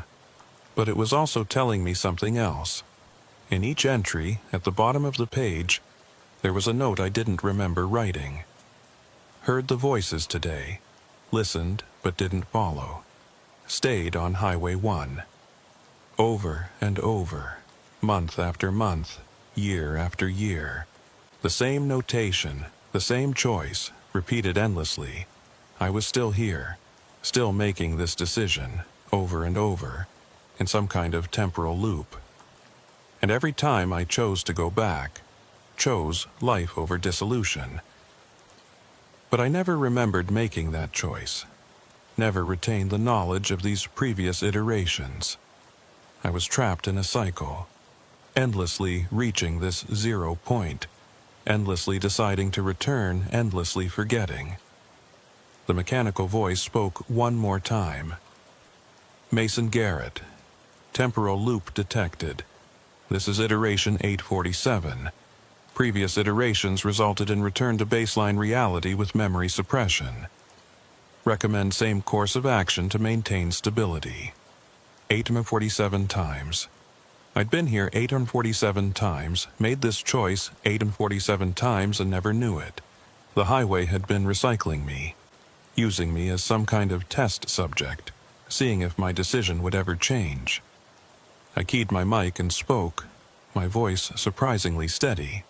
I'm going back, same as always. But this time, I want to remember. No memory suppression. I need to know what I've been through. The static surged, and I heard what might have been surprise or concern in the voices that emerged. Memory retention not recommended. Knowledge of iterations causes psychological instability. Subject, Garrett should maintain standard reset protocol. I don't care, I said. I want to remember. I want to know what I've been choosing all these other times. There was a long pause, filled with that underlying pulse, that heartbeat engine sound. Then the original voice came back, sounding almost sad. If you retain memories, Mason, you'll know too much. You'll understand what the highway really is, what we all are. And that knowledge changes everything. Most drivers can't handle it. They make different choices next time, choices that lead to complications. I thought about that for a moment, about whether I really wanted to know, whether ignorance might actually be preferable. But I was tired of being manipulated, tired of being reset and recycled without my knowledge. I wanted truth, even if it was uncomfortable. Let me remember, I said again. Whatever the consequences, I'll deal with them. The world lurched. Time started moving forward again, but wrong, like a film played at variable speeds. The landscape outside my windows aged rapidly, gravel becoming asphalt, wilderness becoming developed land, my truck updating through decades of technological advancement in seconds, and my mind filled with memories, 847 iterations of this same moment, this same choice, all flooding back simultaneously. I saw myself making this decision over and over, saw the different ways I'd phrased my choice, the different emotions I'd felt each time. Sometimes I was certain. Sometimes I hesitated. Sometimes I asked questions that received no answers. But always, I chose to go back. And I understood now what that meant. The highway wasn't just roads. It was a network of consciousness, built from the minds of every driver who'd ever traveled it, fed by every thought and fear and hope experienced along its length. And drivers like me, who could perceive this underlying reality, we were nodes in the network. Connection points between the physical roads and the consciousness that inhabited them. We chose, over and over, to return to consensus reality, and each time we did, we strengthened the boundary between normal space and highway space. We were anchors, preventing the highway consciousness from expanding too far, from consuming too much of normal reality. And the iterations, the resets, the memory suppressions, they were all part of maintaining that balance. If we remembered too much, understood too clearly what we were doing, we might make different choices. Might decide to stay in the highway consciousness, or might refuse to return at all, disrupting the delicate equilibrium. I was back in my truck on Highway 1, in my own time, in consensus reality. But I remembered all of it now, every iteration, every choice, every warning I'd received and given. And I understood that I would be here again, making this choice again, probably 847 more times at least. The highway wouldn't let me go, couldn't let me go, because I was too valuable as an anchor point. The CB crackled with static, and a voice I recognized as my own said, "Welcome back, Mason. Iteration 848. You chose memory retention this time. How do you feel?" I stared at the radio, understanding now what the original voice had been all along. It was me, from previous iterations, recordings of my own transmissions played back to guide my current self. The highway had been using my own voice to influence my decisions, creating the illusion of external guidance when really I was just listening to echoes of myself. "I feel trapped," I said aloud. "I feel like I've been driving the same route forever, and I'll be driving it forever more." My own voice responded, "That's accurate, but also incomplete. You're not just trapped, you're necessary. Without drivers like us, the highway would expand uncontrollably, consume more and more of reality. We're the boundary keepers, the ones who choose the physical world over the consciousness that wants to swallow it. And yes, we'll make this choice forever. But that's what makes it meaningful." I drove the rest of the way to Tuktoyaktuk in silence, my mind processing everything I now remembered, everything I now understood. When I delivered my load and started back south, the transmission started again. Different voices, other drivers experiencing their own iterations, their own cycles of choice and return. I recognized some of them now, understood that I'd heard them before in previous loops, that we were all part of the same system. My logbook showed the current date as the date I'd started this run. No temporal displacement, no missing hours. But I knew now that time had become irrelevant for me. I existed in a state of perpetual present, always making the choice to return, always forgetting until the moment came to remember. And I would keep driving, keep making runs through the territories, keep serving as an anchor between realities. The last entry in my logbook, dated years in the future, read, "Completed iteration 2000, still here, still driving, still choosing the highway over the highway. Recommend maintaining this pattern indefinitely. Signed, Mason Garrett, mile marker 0."